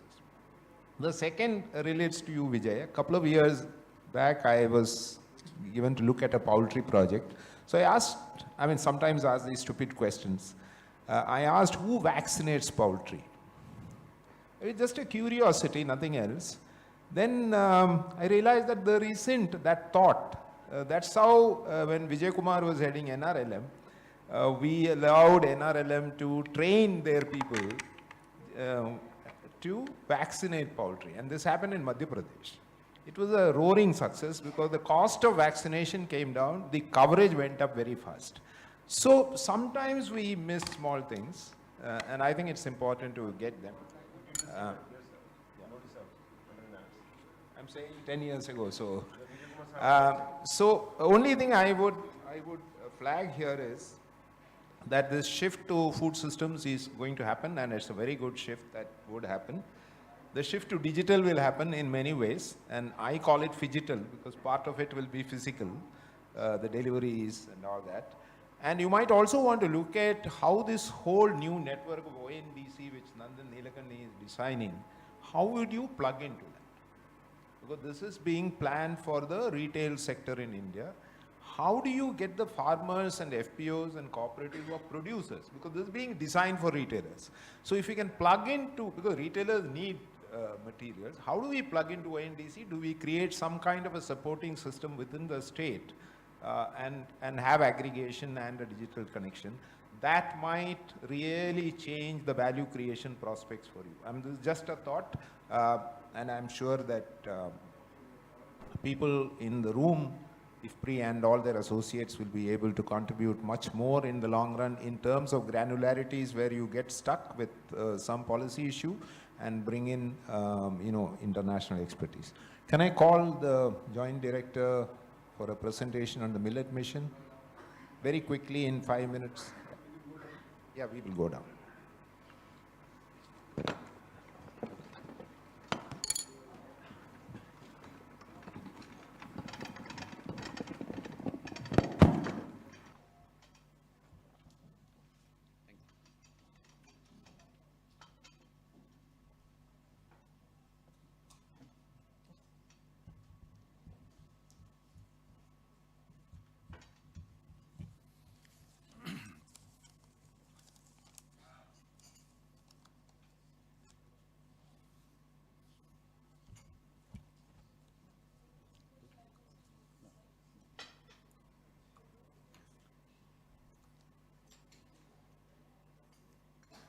Good morning, everybody.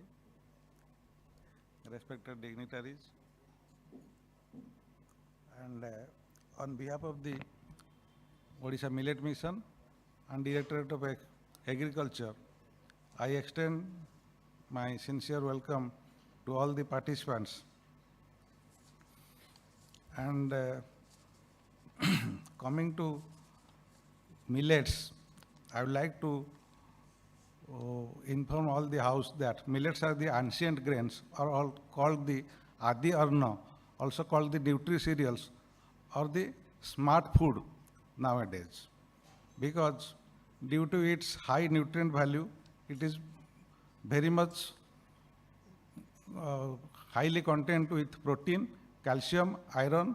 Particularly, if we think about ragi, ragi is 3 times more, can give 3 times more calcium than our milk.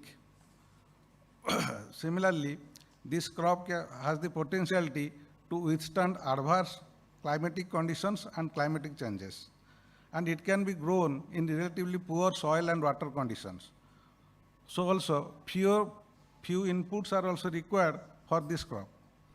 And there are various types of millets, such as pearl millets, sorghum, finger millets, little millets, foxtail millets, and kodo millets, etc., out of which largely we are growing finger millets or ragi, which is 85% of our total area, and little millet is also grown to a larger extent of 10% of the area. Millets is very much essential for our food security. If we go to the definition of United Nations for the food security, it states, food security exists when all people have access to sufficient, safe and nutritious food which meet their dietary needs for an active and healthy life. So with this global accepted definition of food security, I like to focus on Odisha Millet Mission concept. Odisha Millet Mission has the vision to improve the livelihood of vulnerable farmers in rain-fed areas throughout the Odisha. And the aim and objective of Odisha Millet Mission is to revive millets in farms and plates by focusing on increasing household consumption, setting up decentralized processing and post-harvest units, promotion of value-added entrepreneurs, and improving productivity of millets through natural farming methods, conservation and promotion of land races, export promotion of millets, and inclusion of millets in ICDS, midday meal, and PDS systems. Hence, Odisha Millet Mission framework of ensuring availability of diverse nutritious food and reducing physical drudgery, improving income and supply of subsidized food through food security schemes fits directly into the food security framework. There are 3 major aspects of food security. Those are production aspects, second one is procurement aspect, and third one is distribution aspect. Coming to the procurement aspects, under this program, we are promoting adoption of improved agronomical practices in diversified millet crops. Annual demonstration has been targeted through cash incentive to farmers through DBT mode. And when it was started during 2007, it was only covered in 7 blocks, 30 blocks of 7 districts in Odisha. Now we have increased it into the 19 districts and 142 blocks, and very recently it will be extended to 177 blocks and throughout all the 30 districts of Odisha.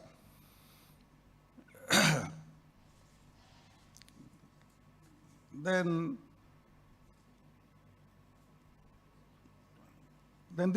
when out of the total allocation, we are spending around 72% towards procurement of millets and 6% towards distribution and 21% towards the program and other aspects. So, as such, we are spending around 80% of our total budget towards the procurement and distribution of millets. Coming to the procurement, with an objective to include millets in the food plates, Odisha government started ragi procurement during the year 2018-19. Government could procure only 17,000 quintals of ragi from 5,700 farmers. Subsequently, during the next 3 years, you could able to procure 94,000 quintals from 20,000 farmers. During 2021, 2.03 lakh quintals from 25,000 farmers, and in the year 21-22, 3.23 lakh quintals has been procured from 41,000 farmers, and in this year we have targeted to procure around 6 lakh quintal of ragi from 1.5 lakh farmers of our state. We have been able to achieve a growth of around 600 times percentage or 7 times in terms of reaching out the numbers of farmers, and 17 times in terms of quantity of ragi procured from 1989 to till date. There are, coming to the food security aspect, there are 4 pillars of food security. First one is food availability, which you can achieve by means of crop production, and then by processing and transport distribution, and by proper stock and trade. Secondly, access to food. It can be achieved through proper income and providing proper price, and then distribution within the or providing PDS, providing it through PDS system. Then utilization food means how we have the knowledge to utilize the food, the millets. It is not easy to consume. So we are also creating awareness among the farmers and the masses from rural to our urban areas by creating awareness about the utilization of food. Then lastly, the stability of supply of millets throughout the years. Coming to the distribution aspects, ragi of fair average quality is being procured from farmers at MSP, which is 3,578 rupees for this year, and utilized in public distribution system and ICDS program. Under the PDS, it was first served with 16 lakh card holders in 7 districts during 17,000 quintals of ragi, and during 2021, 50 lakh beneficiaries supplied with 92 quintals of ragi, and during 21-22, it increased to 14 districts of Odisha, covering 113 lakh beneficiaries, utilizing 5.14 lakhs quintals of ragi, and government has targeted to 10 lakh quintals and reaching supplies to 19 districts with 5 kg of ragi per card holder per month. Okay. Also, ragi laddu is being served to preschool children in Kendujhar and Sundargarh as an additional supplement in morning snacks. Similarly, we are also piloting ragi-based THR and little millet khichdi in district like in Koraput district, Mathili and Lakshmipur blocks of Malkanagiri and Koraput districts, and covering 13,669 beneficiaries under ICDS. Hence, OMM framework of ensuring availability of diverse nutrition foods at farmers level, reducing their drudgery, entirely fits into the framework of food security, and it also provides greater income to our farming community, particularly who are in the rain-fed areas. For so many years, we are providing support to the rice and wheat farmers of irrigated areas, or neglecting years by years to the farmers of the rain-fed areas. So we are targeting through this scheme, we are providing support, all type of support. We are providing incentive, we are providing their procurement support, their marketing support, we are providing them institutional supports, And we are trying to make our farmers strengthen through this scheme, and we are going to keep forward this scheme throughout the state in all the 30 districts of the state. Thank you all.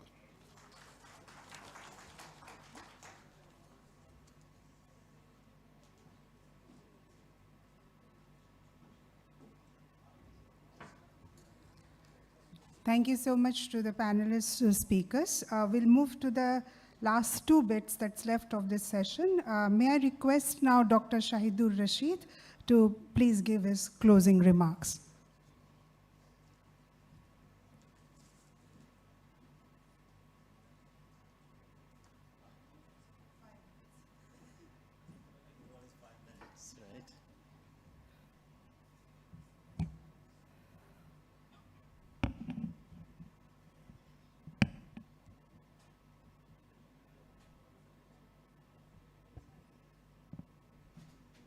I thought I'd be saying good morning, but it's already afternoon, so good afternoon to you all. It has been a very exciting time to be here. My colleague, Dr. Mamata Pradhan, will give a formal vote of thanks.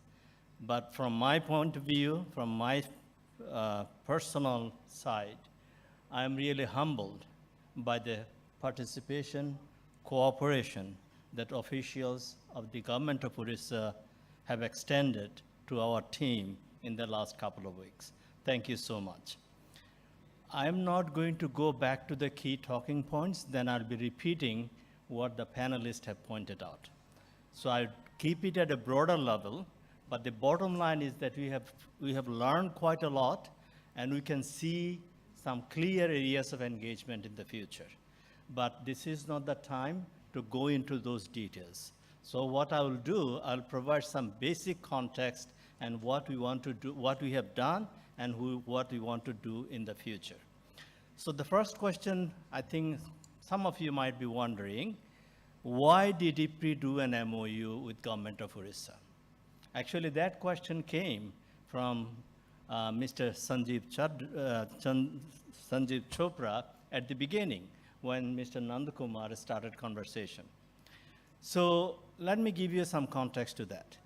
In early 2021, we had an event with the World Bank as well as the leadership of the one CGIAR. The idea was, a friend of mine from the World Bank had asked me, if you want to pick one state in India for a concerted CGIAR engagement, which state will that be? My response was, that's going to be Odisha. Why? Actually, Aravind Party was in that meeting when we had the meeting. Why? Very simple. It's a very diverse state. It has plain land for cereal. It has highland. It has agroforestry. It has marine resources. It has aquatic resources. It has minerals. This is huge diversity. And if you think about the CGIAR system as a whole, I thought the entire system could come together into this state to make significant contribution for the future. So that was also one of my points. The second point, this is during the MOU discussion. I said, look, why is it? From my leadership also had that question.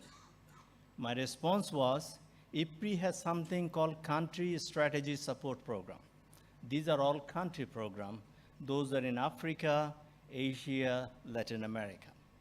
So for example, we have country program in Ethiopia, in Uganda, in Malawi, in Nigeria, in Ghana, in Bangladesh, in Nepal, in Pakistan. In India, we have a strong presence, but it's not country program because India is like 29 countries put together. So to my leadership, my response was, look, Odisha is a state with so much of diversity, and all the country programs we're doing, we can do similar engagement in Odisha. So that was my selling point to my leadership. Okay. Why is it not moving? Okay.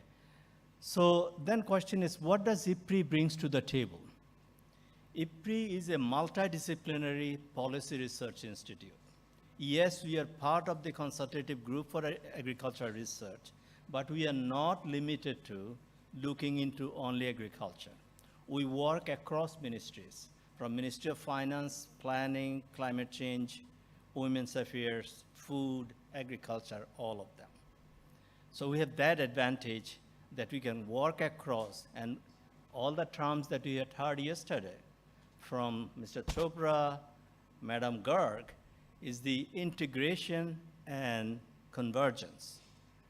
I believe the IFPRI team and IFPRI's global experiences, as well as IFPRI's partnership with global centers of excellences, can bring those two elements to Odisha. IFPRI is partnered with many global partners, many global institutions, as well as forum. For example, we provide input to the discussion in WTO. We are one of the first members of the G20's Think Tank 20. It's called T20. I know T20 is cricket here, but this is a think tank. IFPRI is one of the original members. As most of you know, India will become the president of G20 in December. And we are working with RIS and Ministry of External Affairs essentially to bring our experiences for the last 15 years to do some concerted work to make a difference. All right. So what have we done thus far? On the surface, Dr. Chadda or Mr. Vasista may not see what we are doing, but we are doing something already. CGIAR system now has some global initiatives, and some of the initiatives are led by IFPRI. So 2 initiatives that I'm particularly interested in.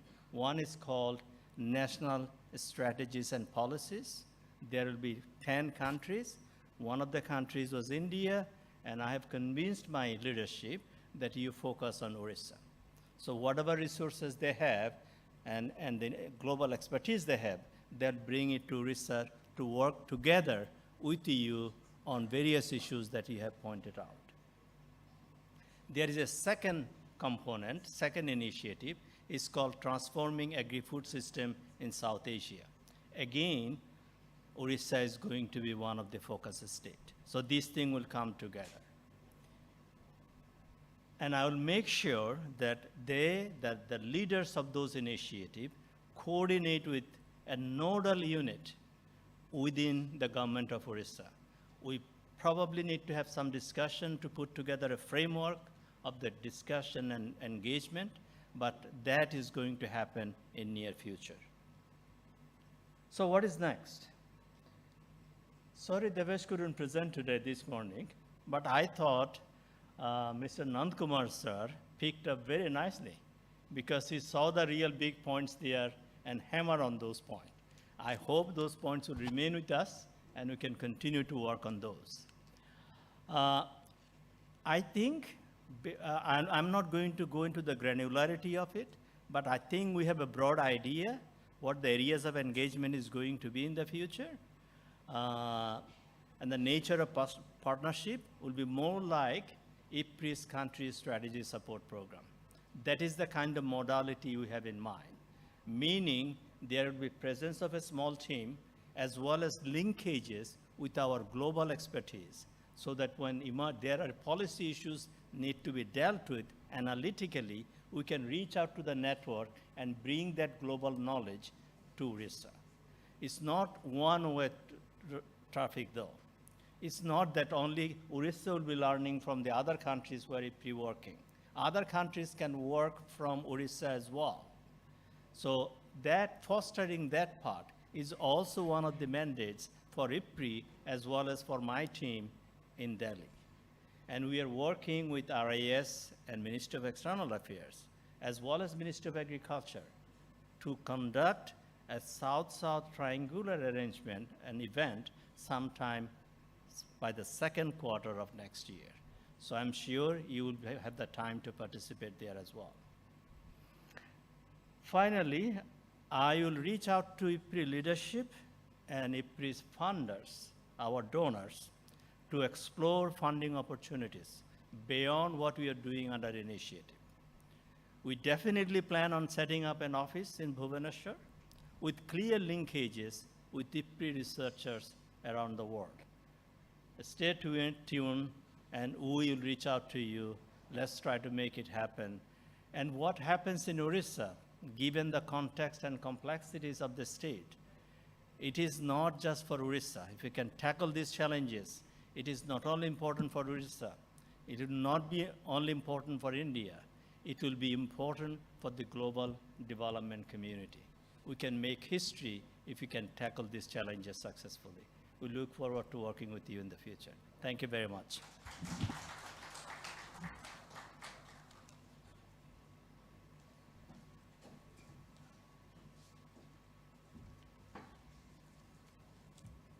Thank you so much, Dr. Shahidur Rashid. So we have come to the end of the 2 days program, and I'll take being an ODI, I'll take the privilege and the liberty of taking more than 5 minutes to thank a long list of the people who have been behind this event. So as I stand here to deliver vote of thanks, I recall everything that goes up comes down. I spoke at the inaugural introducing, welcoming you. Now I have been entrusted with the honor once again to offer a vote of thanks on the culmination of 2 wonderful days of discussion. There is deliberations and debate. So as I said, being Odia became a premium for me. My humble submission is this: if not for me, who else? Well, some participants had real congratulatory messages for me for my picking up Odia on the go. And congratulations to me for the Odia in the conference, that to speaking on the dais with all the dignitaries. And I must thank Nandini ma'am, if she's there in the audience, to have helped me tutored on it. What we embarked on, what we wanted to achieve, taking stock and paving the way forward, we couldn't ask for anything more. There were 200 participants in person and nearly 100 participants online, and that's a huge participation. I offer a very hearty gratitude to all the speakers, the discussants, the chairpersons, the participants, different heads from different departments. It has been a truly remarkable and exceptional experience for me. I can only say that we have been fortunate to have Honorable Minister of Agriculture as a chief guest and renowned identities from policy making, academics, industry, and above all, our farmers community. What German scholar Max Muller said about the Indian thoughts, I quote, "If I were asked under what sky the human mind has most fully developed some of its choicest gifts, has most deeply pondered on the greatest problems of life, and has found solutions, I should point to India." I felt the same way, well, not under the sky, but on the dome of Mayfair, in the meeting over 2 days, pondering over greatest problems and trying to find solutions. Imagine we were able to divert the direction of the cyclone, because the cyclone was very much here. I had the pleasure of interacting with the whole policy units of the Government Ministry of Agriculture and Farmers Empowerment. I have never, ever met a set of policymakers, government officials, infectiously dedicated and accessible. There is no person who did not contribute, yet I would mention some of the names. My apologies if I miss out any of those names. My heartfelt gratitude to Shri Sanjeev Chopra and Shri Sanjeev Chaddaji, under whose leadership IFPRI initiated and executed the Memorandum of Understanding. My heartfelt gratitude to Mr. Prem Chandra Chaudhary, and the most privileged and honor of working with Dr. Arvind Pari, who has, under his leadership, executed the whole event for these 2 days. My gratitude to T. Nandakumarji, without whom support and guidance we wouldn't have been through this MOU. Some of the names which really warrant mention here, Shri Pratap Kumar Mishra. I must mention he has a funny bone, and working throughout this event, he regaled us with so much lovely stories that kept us going. Mr. Vijay Kumar Pradhan, his quiet demeanor kept us grounded while planning for the meeting. Dr. Sangram Keshri Patnaik, who actually led the event on the forefront. True to his name, Sangram is a revolutionary. Keshri is a lion. So we used to very lovingly call him that he's a revolutionary in the department and leading with his pride of lions, that is Haribandhu Sahu, whom we lovingly call him Bodababu, Gaurachandra Naik, Sudhir Kumar Swai, Priyanka Ipsita. And my heartfelt gratitude to INPR department for the massive media coverage that we had yesterday. Working with all this team, I must add that I felt more as a daughter of the East than a researcher putting many requests and revisions to the team. I say this not from some aristocratic privileges, but the inclusion as a family member while we worked on this event. I asked some friends of mine that who would you call this extraordinary set of people? The benevolent event planners. They replied, you should call them the benevolent social planners. Given the task at hand, we may have slightly some errors here and there, but as a team, we did sail through. I also want to thank profusely to Dr. Divesh Roy, who is based in Washington and still online at 3 a.m. at night, to have participated for both the tastes and have really worked on the synthesis and way forward for our engagement with IFPRI in Odisha. My heartfelt thanks to Dr. Shahidur Rashid, my team Joshna, Ruchi, Anisha, who had almost to abort their landing coming from Nepal to be here and do all the job that you saw. Sunil and Himanshu, as always, worked tirelessly. The two young boys from IFPRI are eternal 2020 players, always to finish quickly. With all the knowledge and way ahead, it's our privilege and pledge to move things with the guidebook that has come up with the government of Odisha. Truly, it is not merely a memorandum of understanding, as it is in tandem of understanding. A lot of blood and sweat has went into organizing this event. It's my solemn duty to have this wonderful conference close on a note of hope and path of producing outputs that force what it is intended to do, that's improving the lot of farmers significantly, some of whom who are present here. Let's give them a big round of applause. With that note, I declare this roundtable closed. Thank you so much. Please join us for lunch.